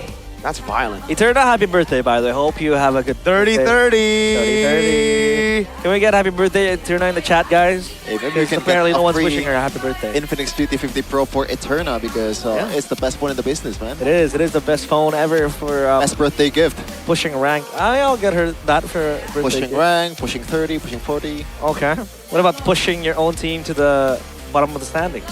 How about pushing your hairline back? Well, I can function it as a comb. You know, you wanna see me comb my hair with this? Is that how you pronounce it? Comb? Comb. Is it comb? Comb. It's combs, right? Comb? It's comb. It's comb. Oh, okay. It's catacombs, not catacombs. Oh, yeah, okay. those are That's catacombs. true. That's true. Catacombs. All right. Yeah, it feels like a catacomb in here because like the GeekFam fans aren't really... Oh my, dude, they're just trying to roast each other. Hey, unleash the liquid cooling beast like these guys are unleashing roast to each other, bars on each other, all right? Go and scan the QR code down below. Get your favorite Infinix GT50 Pro color. There's black, there's red, there's gray. Or is that blue? I don't know. At this point, you make your own colors. And look at the packaging. Special, MPL limited only. That's Lunox. Who doesn't want to have a Lunox, bro? And look at the accessories you have. A Lunox? Yeah, look, there's a Lunox. Okay. MPL Lunox. MPL Lunox. You need this to push your rank even further. If you want to be immortal like me, you know, you need this. These guys ain't immortal yet. I mean, come on. Bro, really? Really? Your win rate is really bad, bro. What? Dude, oh yeah, that's true. 50% win rate is crazy. I don't care as long as I'm immortal. I mean, what do I need 75% win rate for if I'm not gonna be immortal, right? Like, it's all about the progress and the ending, like the result too. Can you look like Audi? Can you try to go for the pose? Yeah. Don't do the mouth. Like Audi. How is it? Oh. Hey, it might look even better if you have Infinix QT watch. Oh, well, like this? You don't have it here, Oh, but watch. they It's not have it here. on stage. It's not here, it's on stage. But this is the exact watch that is used to track, you know, the BPMs, the heart rates of our players up on stage and the coaches too. Zephyr, 168 by the way, super high. I think brother's running a marathon. He was 175 at a certain point. Now we can tell him to maybe check some things. But one of my favorite features of this as well is that it tracks your sleep score. Yes, it's so good. It's actually very good because there's a 24/7 AI health monitor that helps you out so you can be more aware of your body's condition. I can check my heart rate, monitor my cortisol levels, and better understand what my body is going through or when it's time to take a break. Cortisol. Well, cortisol. Do you have good sleep score? I don't have a GT watch. Okay. But if they would give it to me, then I would find out. Well, I used this once and my sleep score was at a jarring 6.5. 6.5 out of 10. Yeah. Is that good or is that bad? That's bad. But it's above I thought like average, 5 is like, oh, this is the bare minimum. I think the Shepin would get 2 every day, I swear. Oh my god. 2? Yeah. And the last few days, it's actually 2. Yeah. I mean, do you sleep well in the bus back to home, back to Solo? Not really. See, I'm getting so used to it. twos, so but many twos. Yeah. A lot of 2s. Yeah, I gotta do it, man. That's true. That's true. Or you can move to Jakarta. Move to Jakarta, Chefin. Not gonna happen. Not gonna happen. Man, every time we ask him to hang out, he's never there. Dude, he's in Jakarta and he still doesn't want to hang out with us. Yeah. I try to hang out. I cannot. On the same level with him. Rather go to a cycling class. Cycling class. Yeah. Or play no. basketball with Erpang. So Yeah. you can find out about draft. Why don't you ask him about the draft? Why don't you, instead of playing basketball with him, tell him to focus, lock in, kind of thing, you know? Oh well, Chefin. What's up? Let's see. Hopefully Geek Fam can recover. Dude, now he has 2 distractions. He has Naveen and Sheffin. Yeah. That's true. I don't think Erpang thinks of me when he's drafting. What? No, he's obviously thinking like, when are we gonna go play ball again? Because this guy. I've only played basketball with Erpang once. Okay, maybe. And Coach Bam. Yeah, once. Remember Coach Bam? Dude, Coach Bam, go back to Indonesia, bro. I miss the ball sash, bro. It's crazy that, you know, you are closer with the Bigachon coaches than you are with the Geek coaches in a way. Because those 2 were in Does that Bigachon. tell a lot? Does it say a lot? Yeah, Bigachon best club. I'm joking. I'm just trying to segue into that. Oh yeah, I'm actually in touch with Her, so. Yeah? See? Mm-hmm. Yeah. Oh. That's a very cool guy. Her Yeah, is I very played cool. a game with Vivi. It was alright. Vivi? Yeah. Which Vivi, Vivi? the Oh, analyst, Vivi the Geek analyst. Fam. You don't know the analyst of Geek Fam? Yeah, Vivi. Okay, there you go. I thought it was Vivi as in the world champion. Who's the world champion? Vivian. Ah, Yeah. the women's world champion. The MWI champion. MWI champion. That's a world champion. At the end of the day. Is MWI a world champion? Yeah, it is. Right? I don't know. I guess it is. Well, what would you know about MWI? Oh, kidding. Sorry. Whoa. My bad. Onyx doesn't have any. Listen. Brother, we're on the same page there, all right? Chip, Atlas, Uranus, Marcel. Evo's blue side now. Okay. Melissa, first pick, right? I think it's gonna be banned then. Wait, Are you Pino is sure? still open though. Dude, I still think Melissa first pick. Even, yeah, they banned Nova. They want first pick Melissa. Ban the ban Melissa Melissa, here. let go of the Hirata and Big Parades probably. That's what's gonna happen for Geek Fam. Or at least should happen. What else is left open? Fanny, Tito. Belleric now is not even ban prio, so usually pick it up. But yeah, I agree. Take out the Melissa. It has posed too much of a problem. And I can't believe I'll be seeing the day, and I'm seeing the day currently, where Melissa gets banned. Like the first phase. What? Yeah, it just feels weird to me to see Melissa get banned, you know. Back then it would never be a thing, right? Yep. There you go. Oh, Hirata ban. I thought it was gonna be a Melissa ban. So my God. handing Evos a good gold lane matchup and a silver platter. Free Melissa. At Free least Melissa. the trade-off is the Paquito. Here that's Against a Melissa? well, you're not solving the Melissa first, you're solving everybody else first. No, listen. If you pick Paquito in against Melissa, what do you... Freya! Oh my Freya! Exactly, yeah, we forgot about Freya. That's even worse. Yeah. That's even worse. Paquito and Melissa should be. Imagine they don't go Melissa because they think the Freya's gonna go gold and then they get Freya and Melissa. Oh. No, they get Melissa. Wait. Oh, Melissa, Freya, no? No, just go Uranus. Yeah, Uranus and Melissa. No, So then you Uranus put the is Freya banned. jungle now. Uranus is banned. Oh, that's why. I actually don't mind the Melissa. Yeah, go spell, Melissa. though. Go Melissa. Freya XP with Purify. Yeah. Boom. You have really good scaling. Against Barats, yes, the lane seems like, it's not that good, but still, you're gonna scale much better than a Geek Fam most of the time. And you can play a lot more utility base in the mid lane or in the jungle. Okay, let's see it. What are they gonna go for right now against the Barats? I think picking up the Beleric here would be great too, by the way. No? I think picking up Beleric and a jungler. Boom. Or Beleric Melissa, if they don't want to flex. But I think they want to utilize the flex all the way to the end. There's still Esmeralda too. Esmeralda available. Rafaela again. And Melissa. Yup, okay, I like it. As long as I see a Melissa there, I'm G. Okay. Rafaela as well, and there's no counter pick now because they know the Barats is going XP, right? So you usually think of a Phobius, of an Esmeralda against the Freya. This Freya will be eating good against the Barats anyways, and they get a Rafaela. So even if the Barats, say, gets a pick off, boom, bang, bada bing, the other guy is able to survive. So Geek Fam have to ban the Beleric later if they don't want to pick it up themselves. What are the chances of Barats being flexed? No chance. They go with Claude here. They have to go Claude. Or Brody. At this point, Brody might seem to be a saner option because you want to play through the early game, maybe prevent the scaling. But for now, EVOS, I feel like they want to make up the lack of magic damage with something like a Harley in the jungle. You're pretty safe as well when you're trying to dive. Can't really get punished. A lot of dashes. But then you lack tanks. Well, let's say we're going to end out the first phase, which is quite okay. Up against the Melissa in the gold lane, glue ban. So as to not really, disrupt the Paquito, to go all out. Kaja, respected by Evos with that ban. What else do they want to take out here? The Rafaela still functions as a flex, but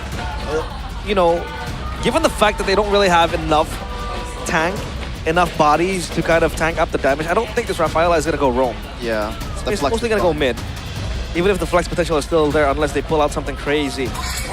But yeah, the Beleric ban makes the Beleric ban. One less ban here for Evos. Audi TZ hero. Or maybe just ban the mid lane. Yeah. Is it worth to ban something like a... No, that's a bit too deep. Matilda. Good ban as well. Really solid stuff here. Taking away the sustain and a comfort pick from Audi. The Kaja. Also enables a lot of heroes from Geek Fam's side. The Barats lacks mobility. The Brody lacks mobility as well. Matilda should be something that can be picked to solve all that problems. Now red for Coach Erpang. Still lacking the mid lane and also the roamer. Okay, so Nevin did the pose, the tiger pose. The tiger pose. So is she still at heart an Evos fan, right? She's just wearing, What a poser. Yeah, she's in disguise currently. Maybe we should ask her to channel her energy to Geek Fam. I wonder what mid laner. They have to go Lilia. Yeah. Selena. A boy Selena? I'm looking at you, Sheffin. They want to play with the tempo, man. That's probably the only thing that they want to do. Yeah. So Selena is probably the best pick to have there if you want to play it that way. You do have Paquito as well. Oh, there you go! Wait, the Hanzo!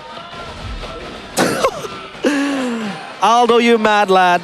We've had a lot of conversations about this Hanzo, especially with the new way it is built. You go for the Thunder Belt, the Brute Force Breastplate, and then you go for the Golden Staff. Super tanky, can't be killed. And then you can just dive towards the Brody, right? The Selena too. I mean, the Brat's gonna eat it up, but still, the Hanzo is a Hanzo, man.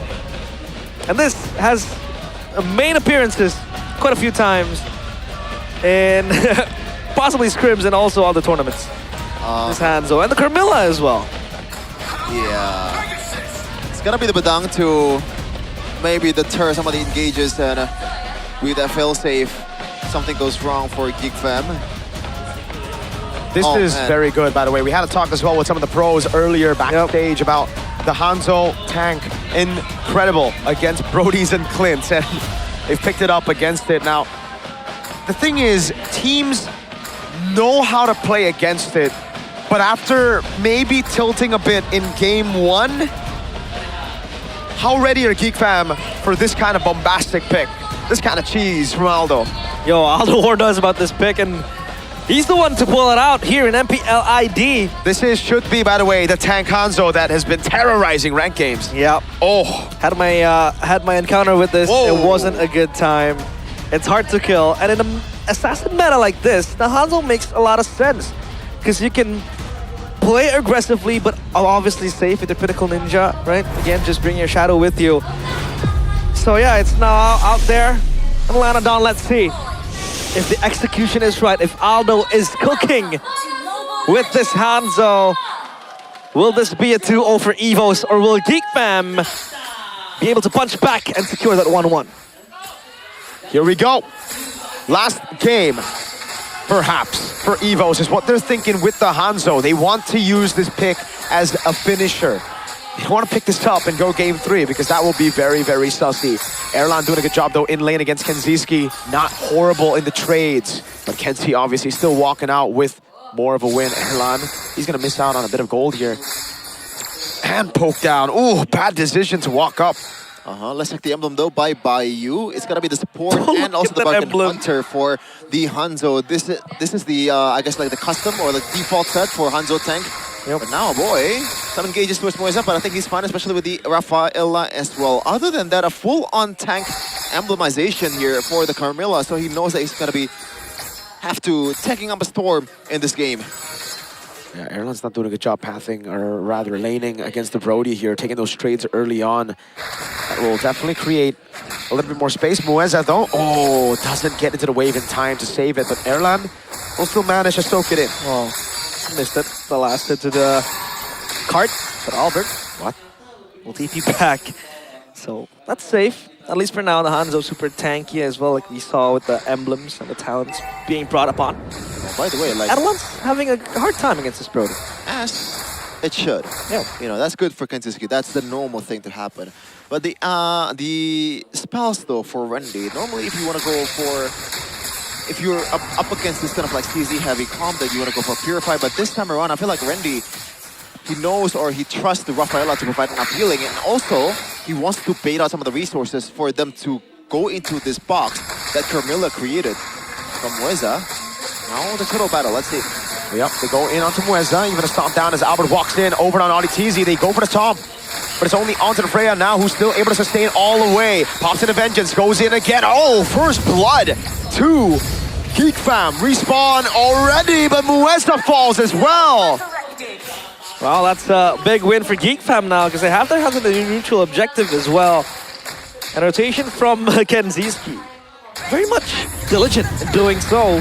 Even in the previous game as the Claude, he rotated minute 2, minute 3 to take this objective together, fight as 5. And this time around, it turns out wonderful for Geek Fam. Yeah, it is wonderful. And good news for our boy, though. All of these heroes from EVOS is pretty easy for you to land the arrows, huh? There's not a lot of, like, full-on really good mobility skills from EVOS' side, so the target is going to be very clear, like this. The arrow comes around, Moeza able to escape though with the help of the Holy Healing. Oh, a boy. Getting cooked a bit now, but Albert jumps in onto Kenzie. Bang, bang. No resource spent. Audi TZ now with the rotation on Albert, gets a quick punch on him, but that's about it. As Erlan gets a bit more space to play in the gold lane. Not gonna lie, EVOS so far doesn't look like they know fully how... or like know fully how to play around this Hanzo, because it's a new hero, or not a new hero, but new strat. At least in the meta, it is a new strat, so you have to adapt to it just a little bit. Yep. Surely they've played it a lot more times on the springs, but... Yeah. Setup. They are going for the full combo now with Revitalize as well. Mueza pops into Curse of Blood. Oh, this is the combo. Boom, straight into the kill. Nazara should be kind of chopped as well now, as that's going to be the chomp down over, but the Purify comes around. And Geek Fam lose out on that early lead as the Freya continues to pressure down below. I think that might be the entirety of the turret shield gone. And Randy is having a field day. He's very rich right now. That gets the plating as well. And potentially next to the turret, but Marcel will be there to answer. And with this cannon minion going so low, I don't think he can finish the job. But yeah, we did see a glimpse of the combo. Kenzi's key. Has to flicker away. And then Lan pops the go away. And that is the Thunderbelt. Hey, there you go. Albert. So in a way, he has a stack of his own. But yeah, that was the box that I'm talking about. Especially with the Carmilla, when you have the Revitalize, it kind of throws you off guard. Kind of makes you miscalculate just a little bit. Once you cast that Curse of Blood, it does not matter if you die. As long as you connect some of the members of Geek Fam in that circle, it should be good for EVOS to abuse, especially with the amount of skill that they have. Yep. Moeza. All the damage. Marcel is there with Nazara. They want his neutral objective. There goes the fist crack. Curse of Blood landing, but it's only onto one now as Albert walks up and tries to go for the red tree. He goes in, with the Freya as well. Now Detna's welcome coming around as Albert is able to pick up the kill, and there you go. Nazara taken now. They go in all the way, even through Marcel. This Hanzo tank is wreaking havoc. Kenziski, no way to run, pinned down by Erlana in the go away. And there you have it, a 1.3k gold lead, losing Turtle 1, but then coming back Turtle 2. Good recovery from EVOS. They want to go for more. Albert's chasing down a boy. Yep, stunned up now, chomped down. That's going to be another, oh god, a killing spree. Mueza falls in the end, but it's for a tier 1 in the mid lane. Dude, in that team fight earlier, when the Carmilla got jumped on, it was a full 5v5 team fight. The outcome, the only member in EVOS that has their HP bar depleted just by a little bit is the Carmilla. Other than that, it's all 100%. I kid you not. I'm not even exaggerating or being hyperbolic. It's all at 100%. Yeah. It's crazy how much tank it is and also how much healing that EVOS has currently. And there is no way Geek Fam, unless they have the early game, I don't think they can actually do this. And the Hanzo damage, man. Even if it's a tanky Hanzo, it's hard to burst down. If you take a look at him, just going in like that, auto attacks, not much damage you can see, but when he bites you like that, it really does deal a lot of damage. Mueza is okay on tanking that damage. Pops to revitalize as well. And on the side, Adelan's just given space and time to farm freely. Yet to hit the Golden Staff or the DHS, your choice, but he has the Crucian side ready. Golden Staff completed. Yeah. And there again, with the Melissa pick, this is why we've been spamming Melissa, saying Melissa all the way, and it's way more prio than the Paquito, and we thought that Geek Fam needed to take it with the Paquitos because, now Albert just goes on to Kenzie. Again, something that we were talking about. They're going to have to use a lot of those resources to constantly peel for Kenzie. Yeah, and Kenzie is going for the mouth to gun rush and also the Sky Piercer, not even going for the burst in the Heptasy, so he knows that he doesn't have enough damage to burst on the front line. Look at Albert. Albert's gonna dive past. Onto Nazara, knockout strike. Onto Kenzie rather. Goes away. That's Netna's welcome. Now the Curse of Blood lands on 3. Randy again utilizing that Curse of Blood and stomping the ever-living heck out of Geek Fam. Man, oh man. Look at Albert go for more. Wow. He's gonna go for oddities. I don't think he can kill him, but that Curse of Blood into the Freya, just bish, bash, bosh. The combo is insane. Conceal play. The stun. Arrow. Back. Arrow. You deserve that, Riza. Honestly, after the crimes you've committed. He has to somehow play around with the Carmilla, man. Carmilla has to tank up every single arrow that a boy is gonna throw at EVOS. And honestly, I would prefer that Mueza actually takes it. That way, they can bait out the entire team of Geek Fam. Boom. Oh god, this Hanzo again. Kenzie's gonna really struggle against this Hanzo, and you're seeing it. The Brody can't do much against the tank Hanzo. Just gonna say, it's BS. I just hate this hero every time I see it in ranked. I always ban it, bro. Yeah, me too. Like, the only way to deal with it would be, I think we've heard this as well, Trinity marksman so they can actually like, just shred him down. But oh, Curse of Blood. Oh, dirty by Albert on the Hanzo. He goes for more onto Kenzie on the turret. Holy! And Kenzie just gotta take it. At this point, if I'm Albert, I'm building something like a... Hell, I don't even think I need the Guardian's helmet because Rafaela is there. What I mean to say is they can reset, recycle, just heal up to full HP again. It does not matter, man. You don't have to recall. It's insane. But we do have our MPL XP streamer. It's Mirko's best friend. Let's go. Dara and he's pressing now, by the way. Oh, Aldi caught by the Melissa now. Again, it's a boy. He gets, I mean, they get the chomp on Albert, but oh, what? I don't know. It's a taste test, you know? Just taste it just a little bit. You vomit it back out. Hey, you what? Okay. Oh, okay, so he has bad palate then. I think he's hammer tilting. This is not Master Chef, is it? I think Albert tastes bad. Dude, imagine, but like, you saw that combo. Curse of Blood with Albert walking up, and look at the AoE, and then Freya.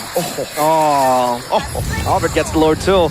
I can't believe they got both Freya and Melissa. Like, again, this was something very avoidable. Geek fam, if they just lower their Barat's thirstiness, and they picked up Melissa, like we said, maybe it would have been at least playable. Maybe. Man, Albert's itemizing towards the DHS, it seems like, for the last item. And rather, for the fourth item. And yeah, we did hear from the pros saying that the Trinity Marksman does better. You know, to counter the Hanzo, so to say, shred him down. But still then, can you shred him down quickly before he eats you alive, right? That's the question. This Hanzo can just go past through the frontliners, just chomp you down, and you're toast. You're dinner. So, like, you know, it's very hard to play against this Hanzo. We have to see what the exact answer to this Hanzo is, but the Lord down bottom will crash into the turret, and there is still a holy defense up in the mid lane. Albert comes in. Yup, onto Mueza. He has a Curse of Blood. Now the chain CC, and he's going to be dead. But Albert walks up, gets on Marcel. Now he's going to go down, but hold on. Albert jumps in deep into the back onto a boy, and now he's going to have to get back. Lord already there doing a lot, and if you think they got a pickoff, you're right. But Evos can just respawn him back, and now with the Flying Clouds, he's almost back to the base. That's probably as good of a start to a team fight that Geek Fam can have. They get someone off the board immediately with a chain CC towards a third aggro, but it does not matter whatsoever, man. Oh my god, it's 10k! Yup.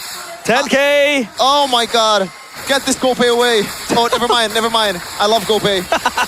Boom, bang, bada bing. Albert now with a dive under turret, gets stunned up, but he can always go back to his original body. Arrow lands on Mueza. Audi with the punch, but Mueza... I thought it was going to go Curse of Blood. And Marcel only has the Guardian helmet right now. He's struggling hard to keep score. With Rendy, yes, the Freya, 3 items with the winner crown as well. And then you would argue that, okay, back then Hanzo would just get bursted down by, you know, magic assassins in the jungle. But the matter of the fact is that in this meta, you would never want to pick the Hanzo first space. It's going to always be a surprise pick in the end. So there's no way to stop it. There's no respect towards Audi TZ. Curse of Blood, Audi TZ all in. They get a munch down on Mueza again, so at least there's something that they get back. But look at the damage. AoE! Rendy walks up. Now the Melissa of Erlan gets a double. Pops to Purify. Gets back to safety. Kenzie wants to get that spacing to get a hit. Albert. Erlan again with the muddles. Comes in around. Oh, Kenzie so low. Albert gets a chomp and a Pinnacle Ninja with the Holy Healing. Rendy still on the base. That's a 2-0 stomp as Evos clean sweep Geek Fam. That is absolute torture. Playing against a ninja who creeps into you from the back.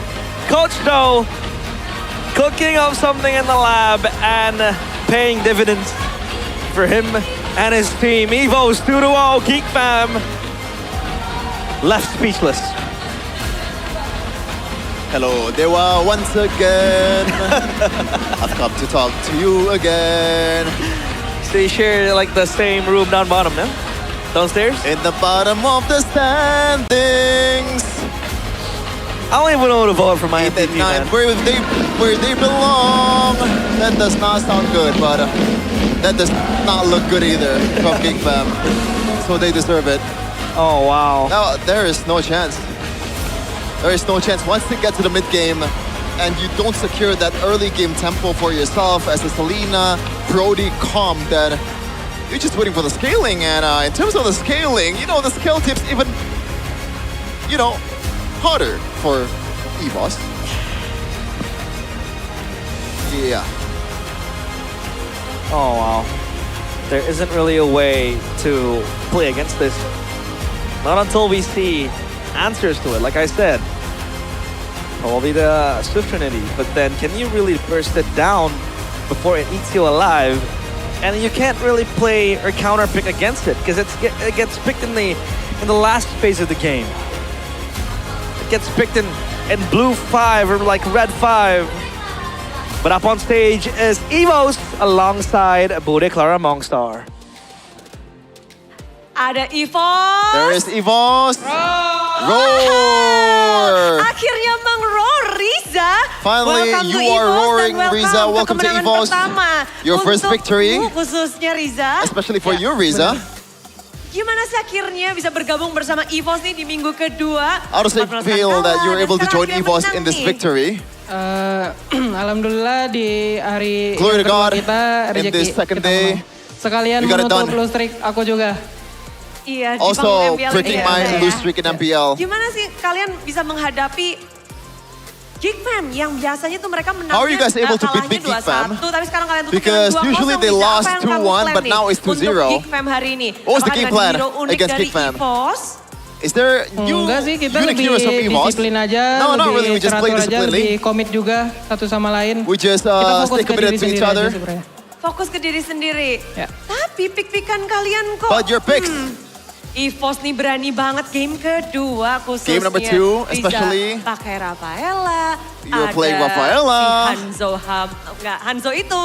There's Hanzo. Kalian berani memunculkan Hanzo di MPL Indonesia duluan nih. You guys are brave enough to pick the Hanzo strategi juga. here. It's also part of the strategy. Dan tadi juga emang sempat di spill juga sama Nino. Lalu There's also juga, some ini siapa pick and sih pick sebenarnya from bawa Nino as Hanzo well. duluan sebenarnya? Apparently, who Katanya is sih the dari first one who PH played ya, Hanzo? RWE. Scrim. Iya, Scrim. Akhirnya kita coba. It's from the PS Enak. scrims, so we tried for ourselves. It's pretty good. Ya. Siapa yang paling dianakin Moiza? Happy kah dengan Are you happy with the result? Hanzo ini? With the Hanzo Alhamdulillah, gameplay, happy banget, Moiza. Glory to God, Happy yeah. I'm happy. Tentang Hanzo ini dari mungkin What dari is post so dari different tadi about Albert the gimana Hanzo? dan kamu gimana? Is it from Albert or is it mungkin from EVOS? Hero-nya emang lumayan The ngeselin hero is aja sih actually mungkin buat pretty musuh. annoying for the Ya, enemy. jadi ya kita maksimalin aja So di that's situ why mungkin we powernya. maximize it, Nyebelinnya kita maksimalin. that power. Nyebelinnya dimaksimalin. We just maximized its annoyance. Kemarin kalah 2-0 sebel nggak? But you guys were able to Yeah. lose 2-0 yesterday. Sempet Were you annoyed? Yes, we were terjatuh annoyed. dari EVOS listrik 2 kali. Gimana Moeza? Lost streak 2 times. Pas kita kalah 2 kali ya kita lebih ke arah evaluasi diri aja sih After sama tim. 2-0 or Kayak, 2 lose streaks, kesalahan we just kita nih focus on apa, ourselves. terus apa yang harus di-solve gitu. Ya kita pelan-pelan Just, lah, step by step. we Soalnya think kita about baru what juga we kan. Aku need to termasuk solve. aku juga, terus sama si Riza juga baru kan di host. Jadi kayak ya harus adaptasi juga lah. There has to be some kind of adaptation as well. Berarti Moeza. Dibilang besar banget. Kalau If you're talking about ngomongin besarnya big, nggak terlalu sih, karena not dari really. yang kayak Albertnya, Erlan, terus ada Because Randy, Albert, coaching staff, Erlan, yang ngerangkul kita juga lah. Kayak kita emang Randy, baru, tapi coaching kita staff, juga mau always cepet-cepet harus kayak nyatu gitu. keeps the morale up. Harus nyatu So we have to karena memang hanya 6 be tim together saja all boleh time. diingat yang akan melaju dan kamu adalah romer teranyar juga untuk You are EVOS, also the menempati newest posisi romer for roam, EVOS. menyatukan teman-teman. Seberapa Bringing sulit sih the people together, connect bring your ini, players apalagi together. Trio Mid kan jadi sorotan banget Moeza. Especially with the way that Sulit. Trio Mid is Rizanya always ngeselin. been spotlighted. Riza is annoying. Dicubit aja kali ya. Iya. So maybe you need to pitch him. Tapi harus mengimbangi. Kamu So you have to lalu, match bersama Albert, lalu kemarin with Albert. Greenway, lalu sekarang Riza. Now with Riza. Dinamikanya gimana Moeza? How's dynamic? Ya lumayan apa ya, kayak lebih akunya lebih ngimbangin merekanya aja sih. Karena just kan try to match them. ada 2 mid ya berarti kan Because there's 2 pasti mids. ada beda playstyle gitu kan. So nah it's jadi a kayak different kind of play ya, style. tapi coba masuk aja lah ke mereka berdua. We just try to make it work. Wow, Moeza di sini. Between both of Di them. minggu kedua pun kita melihat banyak sekali perubahan yang terjadi. Namun lawanmu, Week 2, there's a lot of changes as well. But hari you ini are up bersama against dengan Audi Geek Fam. TZ Gimana with sih Geek kamu Fam. melihat Audi TZ yang comeback bersama dengan Geek Fam? How are you guys seeing Audi TZ's comeback with Geek Masih Fam? jago lah dia, masih potensi. He's still really gitu buat good. di MPL. There's still a lot Ya, of potential within dia Audi juga baru TZ. masuk kan. So, but Ya, he's also lumayan new berat as juga well. mungkin gantiin posisinya. So it's sebelumnya a pretty Bang big shoes Balai to kan. fill Jadi kayak ya mungkin from harus Pelosi. lebih So maybe banyak from now ngobrol, on, bonding gitu-gitu mungkin. maybe bonding Karena kita and juga akan melihat ada conversation needs to momen-momen yang be terjadi. have. Tadi kita bakal lihat bersama karena ya We're gonna sit inilah together. dia momen-momen yang This is one of terjadi. the moments that happen. Nah, jelasin ke Bude. Siapa yang mau jelasin nih? So explain to me what happened. Randy katanya. Randy. Langsung 7 tangan Randy yang tadi. tahu ini momennya. Randy Dia knows, yang Randy knows. Agresif di sini. He's also the one that's Kamu aggressive. membuat Aditya ini sampai... You win Waduh, Audi gimana TZ. dia? Malah mengunci ini sendiri ya. Gimana? It looks like they were locking Nazara up in that golden hour. Gak tahu juga sih. I don't really know, Bude, Auntie. Gimana kalian ini adalah momen yang kayak This seperti is apa sih kalian one of melihat the momen moment. ini? How are you guys like in this moment? Kita melihat momennya ya sebagai momentum kita lah. Ini We just saw it at a bisa dibilang momentum boost. Ya, We can say kesalahan like mereka lah. it's their own fault. Ya mereka overcommit ya jadi kita They punish aja. overcommitted, so we just punish. Tangkep tuh Fanny-nya. So you were able to catch the Fanny. Ditangkep ini. Ketangkap sama ulti Marcel tuh. Oh ya, ketangkep sama Orsi Marcel. He got caught by Marcel's ult. Marcel, I said Marcel the hero. Iya.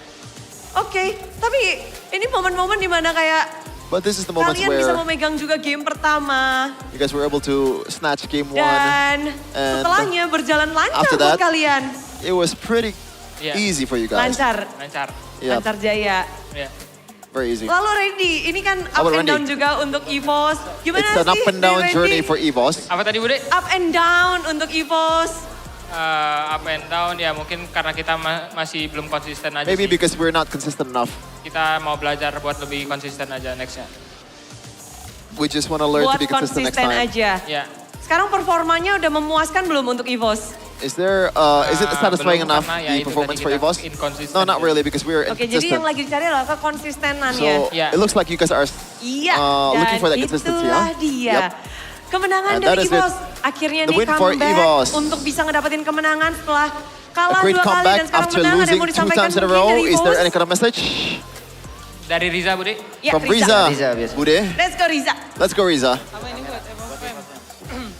Buat For EVOS EVOS fans. Fam yang sudah datang pada malam hari ini, terima For every kasih EVOS udah fans mendukung that kita came here terus. today, thank you for supporting us as Thank always. you semuanya yang udah support. Thank you for all of you guys. Ya udah ngasih dukungan juga ke kita, full support dan doa juga. Thank you And guys. also the prayers as well. Yes, itulah dia. Thank you. So EVOS Fans akhirnya kita bisa ngobrol-ngobrol sama Riza.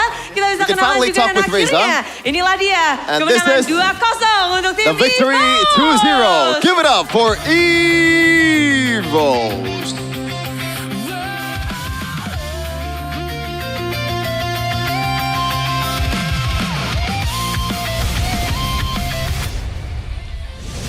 Thank you, Bude, and once again, I am blessed with the glorious tunes of that EVOS entrance. But with us is Albert. Sebelum itu gue mau nanya dulu, Albert. Halo. Menurut lu lagunya EVOS keren nggak? Kayak anime gitu nggak sih? Keren banget. Keren ya? So he thinks cool. that the entrance song is actually indeed anime coded. It is very cool. Well, if you guys have any questions maybe for Albert? Yo, obviously. First question, I think coming to week number 2, Albert, you have a different mid laner, right? Trion W played for week number 1, so week number 2, what impact has Riza brought to the team? The impact was usually Riza is the real mid laner for Team EVOS, but before he have issue with the lock roster, yeah, that's why Drian Wei will play in the first week. He speaks well English. He speaks good English. We shouldn't Albert. translate. Albert, we got to test your skills. Yeah, we don't need to translate for you, yeah? Devlin. There's also another new thing here this season, which is a new coach. You've been under a lot of different coaches over your career, but what is special about Aldo? What's so different about Aldo compared to the previous coaches that you had? I think Aldo is more motivate out game coach, like motivate our player to play like properly lah. And I think the draft also more strategy. Okay. Well, you talk about the draft as well, but lately, you know, knowing Aldo, we had him in the desk last season. He's a guy who you would say would like to cook a lot of things, like picking up, weird compositions. Is that something he is also doing right now in Evos? Especially with the Hanzo tank as well? Yeah, maybe. Yeah, like this Hanzo. Yeah. Like this Hanzo, I think it's from him also, and from in many scrim, many team using Hanzo also. Okay. Yeah, that's why we just try to pick it on the MPL. Exactly. I'm going to extend my question as well because this Hanzo tank, he did warn us about it.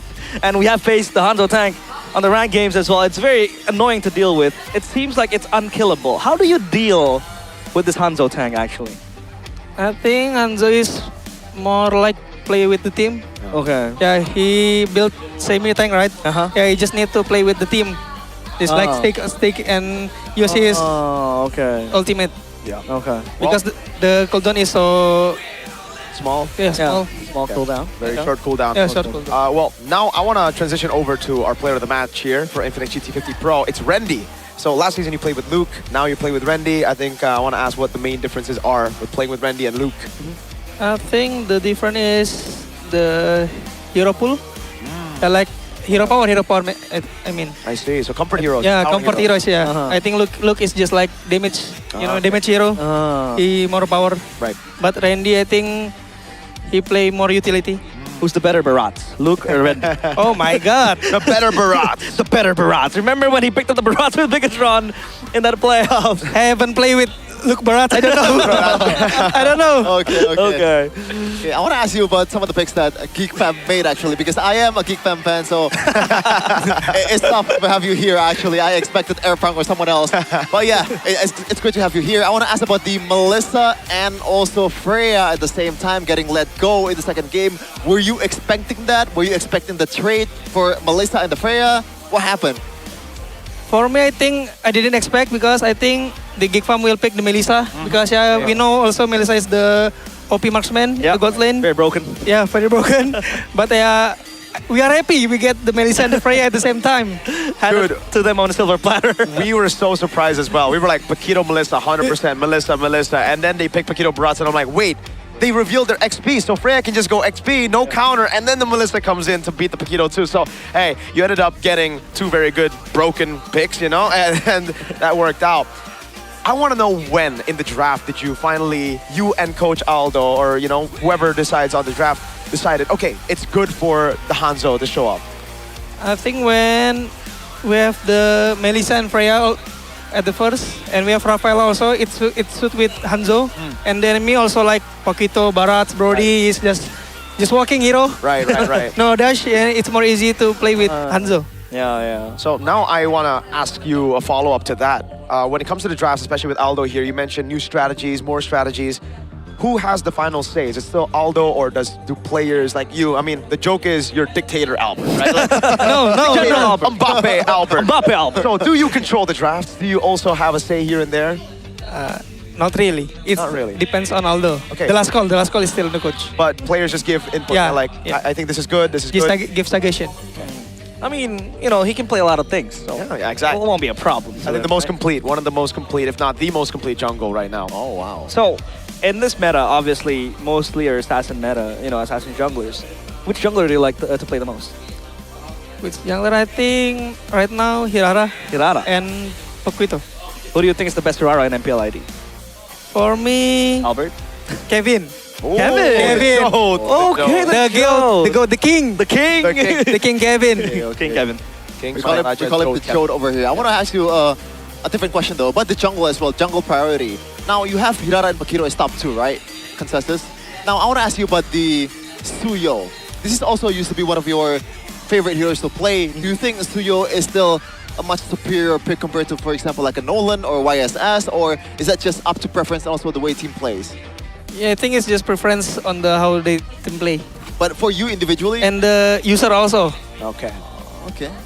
I got, one final question. I think I want to go back all the way to game number 1, right? As a jungler, because you play Fanny as well, would you have picked Fanny against the Melissa? Because we saw the Melissa and even Onyx, BTR, all these Fanny users, they usually ban the Melissa to set up for the Fanny, but Nazara and Geek Fam still picked up Fanny against Melissa. What about you? What do you think?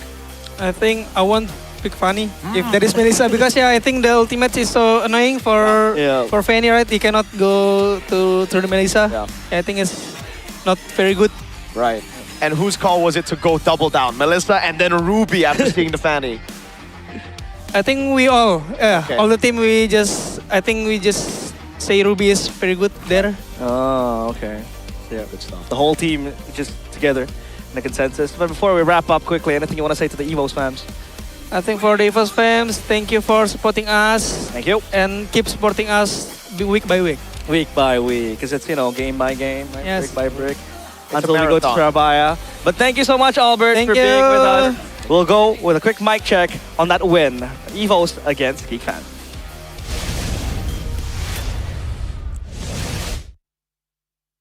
Lihat gue cesin, dapat banyak, bisa lihat gue. Pelan-pelan tadi ya. Oke.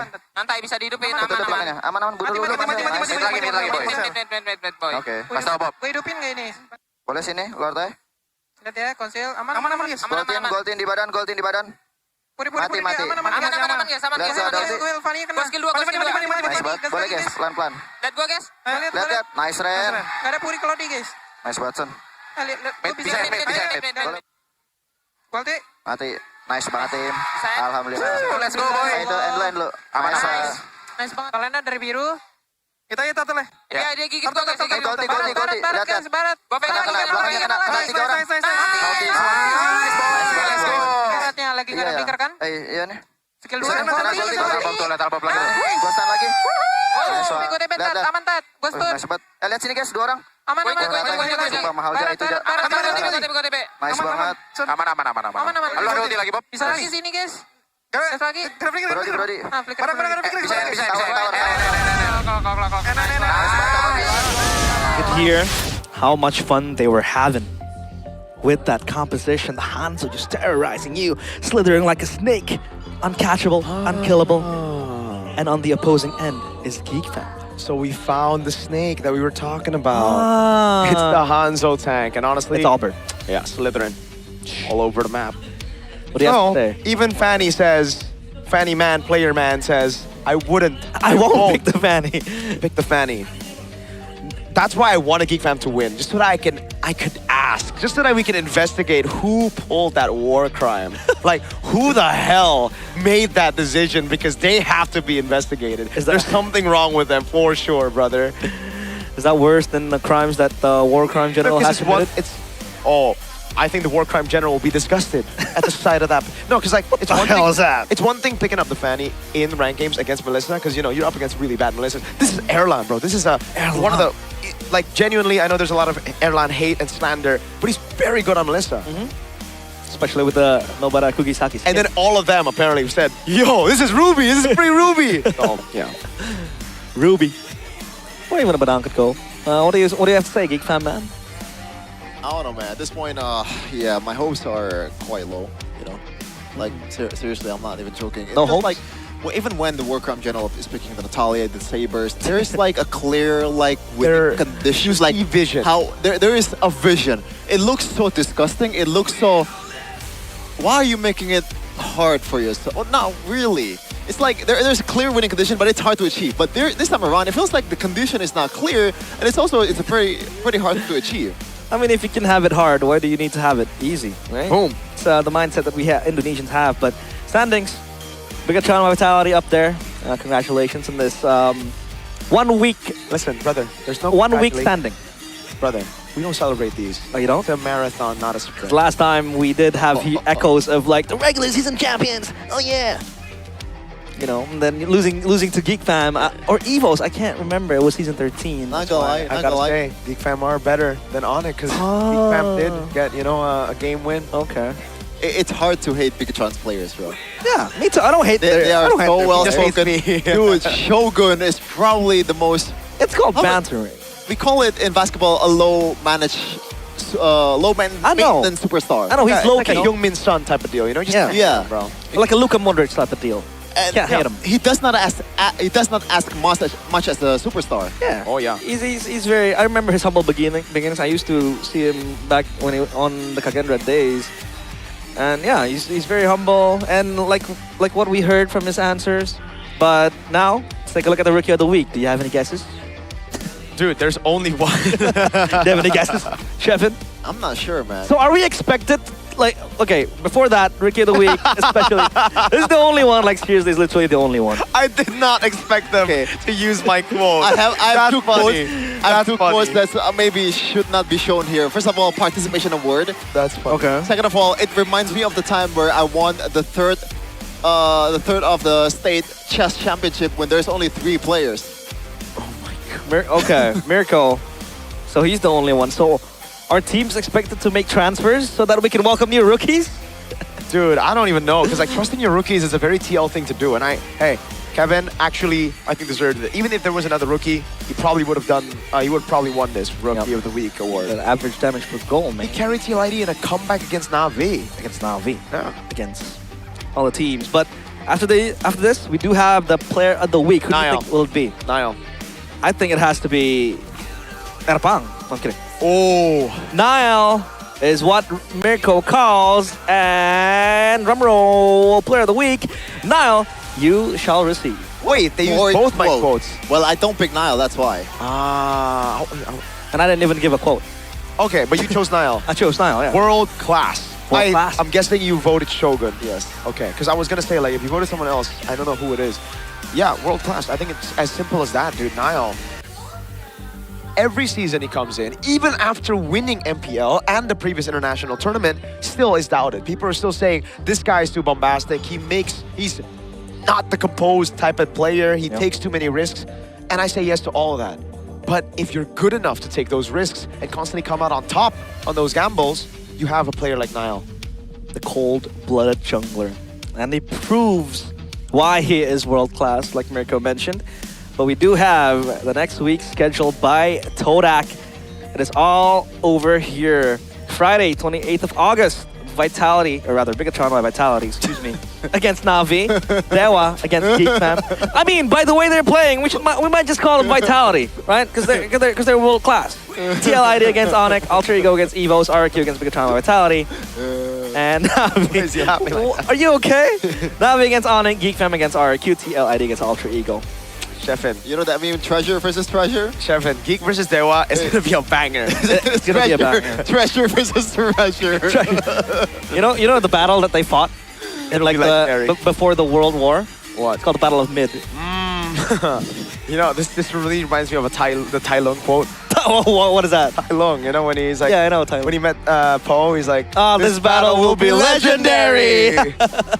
Finally, a worthy opponent. I thought you were going to say you were the Dragon Warrior or something. Oh, God. That's pretty funny. That's pretty funny, too. Yes. Yeah. You were, yeah. A lot of references. A lot of good. Very, very fun references. But don't forget to feast your eyes on all the matches next week. But next up is obviously bragging rights for the fans. It is the Super Fans Cup. Standing by Go Big Let's go! Shevin! You're Geek playing community. your fans. All 3 of them are the best players in MLB. All 3 of them and you. So hey, I can't believe they win with Nevin, bro. Wait, is Nevin playing? I believe she's 8 epic. footers of the world, bro. They're playing straight up EXP Bubble and Koopa. Oh my goodness! Yeah, I've seen her play multiple times. That's so funny, actually. It's a bit abysmal, I would say. Ultra Champ second, RQ Kingdom third. At least there's something to celebrate, Shevin. And don't forget, right? With our playoffs being in Surabaya, the fans will get transported to Surabaya too to play there. Like they play in the venue as well. So even if your team might not make it, like I'm quoting what you say, with the hope that you're losing, the Geek community might still make it to Surabaya. That's true. So we have to.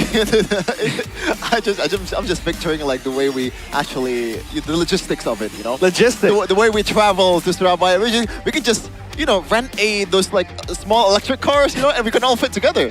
Well, that's pretty good, right? It's not pretty good. It's not really, it's not really comfortable. But hey, speaking of world class, don't forget as well. What sound is that?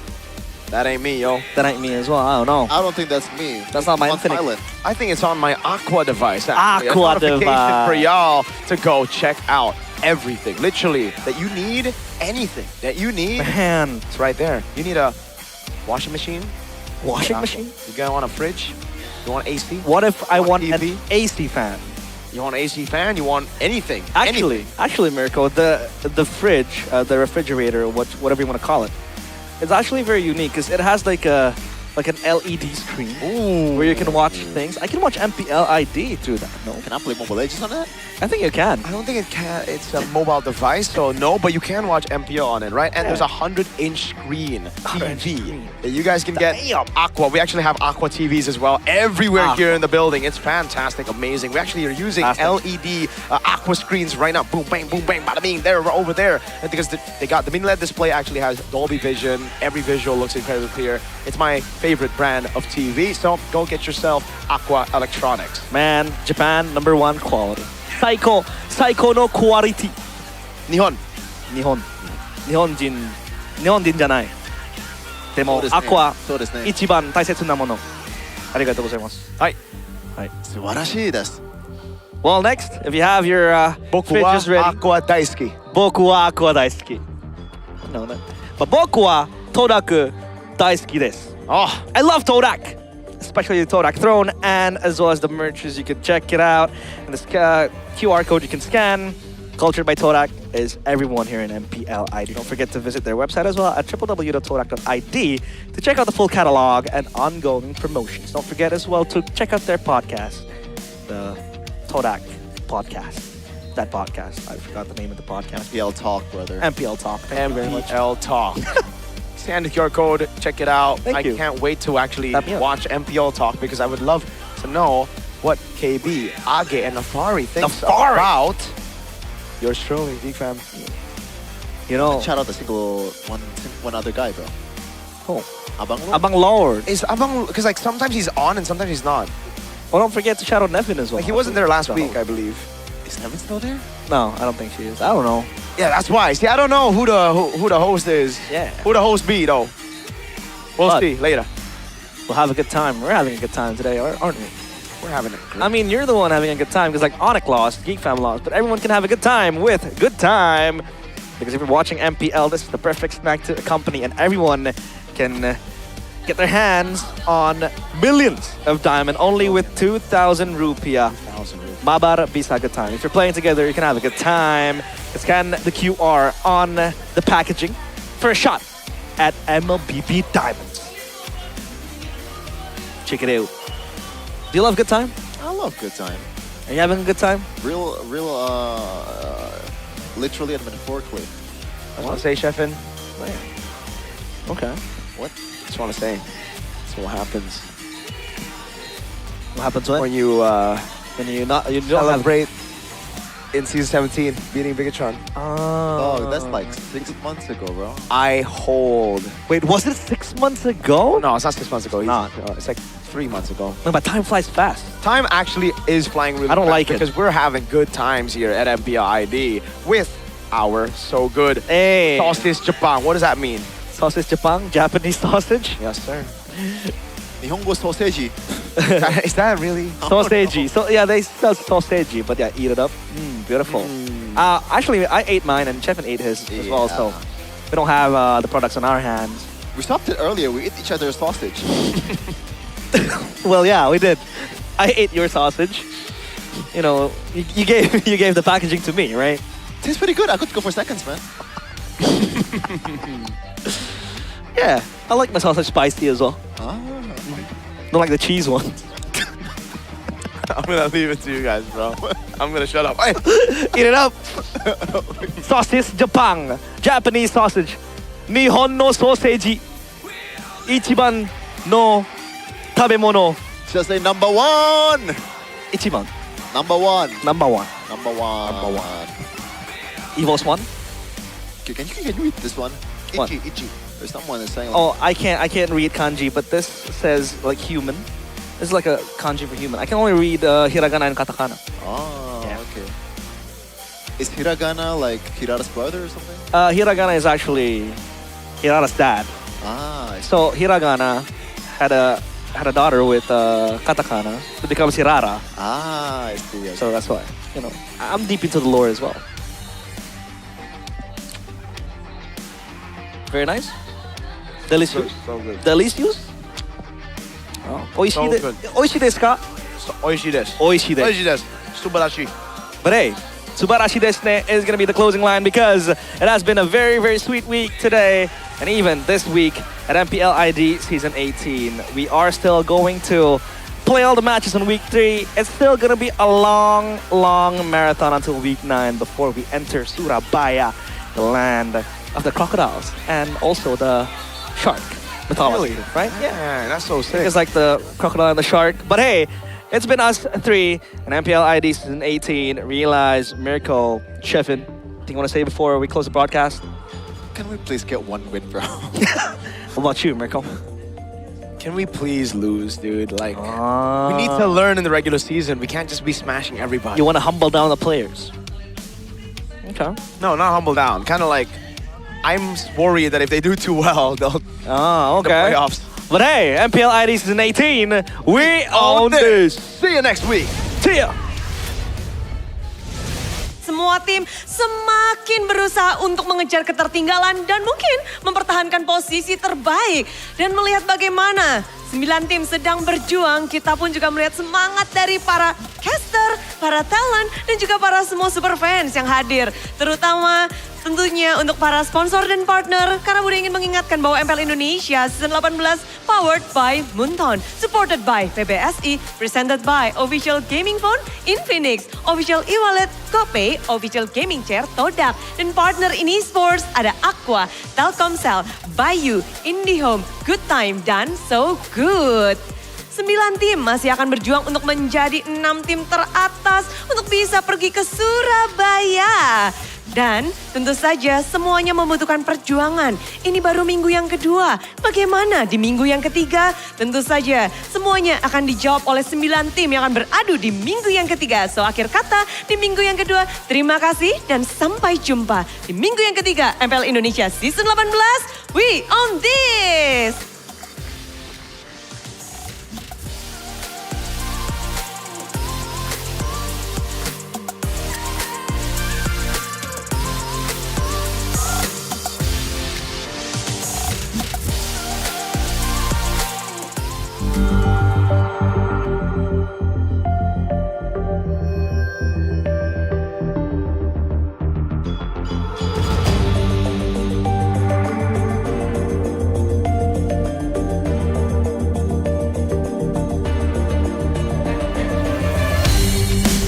Kan berdiri dan terus berlari, terus ke arah puncak tertinggi.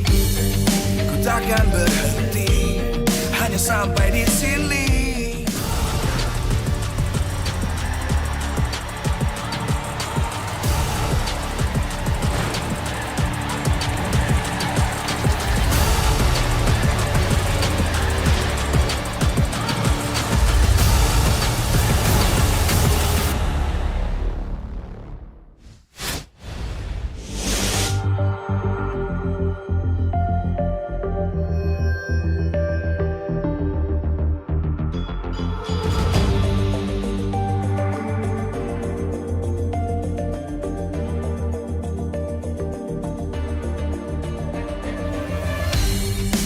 Kan berdiri dan terus berlari, terus ke arah puncak tertinggi. Ku takkan berhenti hanya sampai di sini. Kemenangan abadi menanti. You know we won't miss if we unite our focus. And if you haven't noticed, we all live. Nyalakan apimu, hadapi semua tantangan, hadang semua serangan, jatuh bukan halangan. Bakar semangatmu, janganlah engkau menyerah. Kita akan buat sejarah. We all this, we won't miss.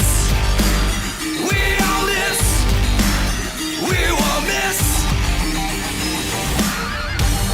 Saatnya beraksi, jalani ambisi. Aku kan menyawakan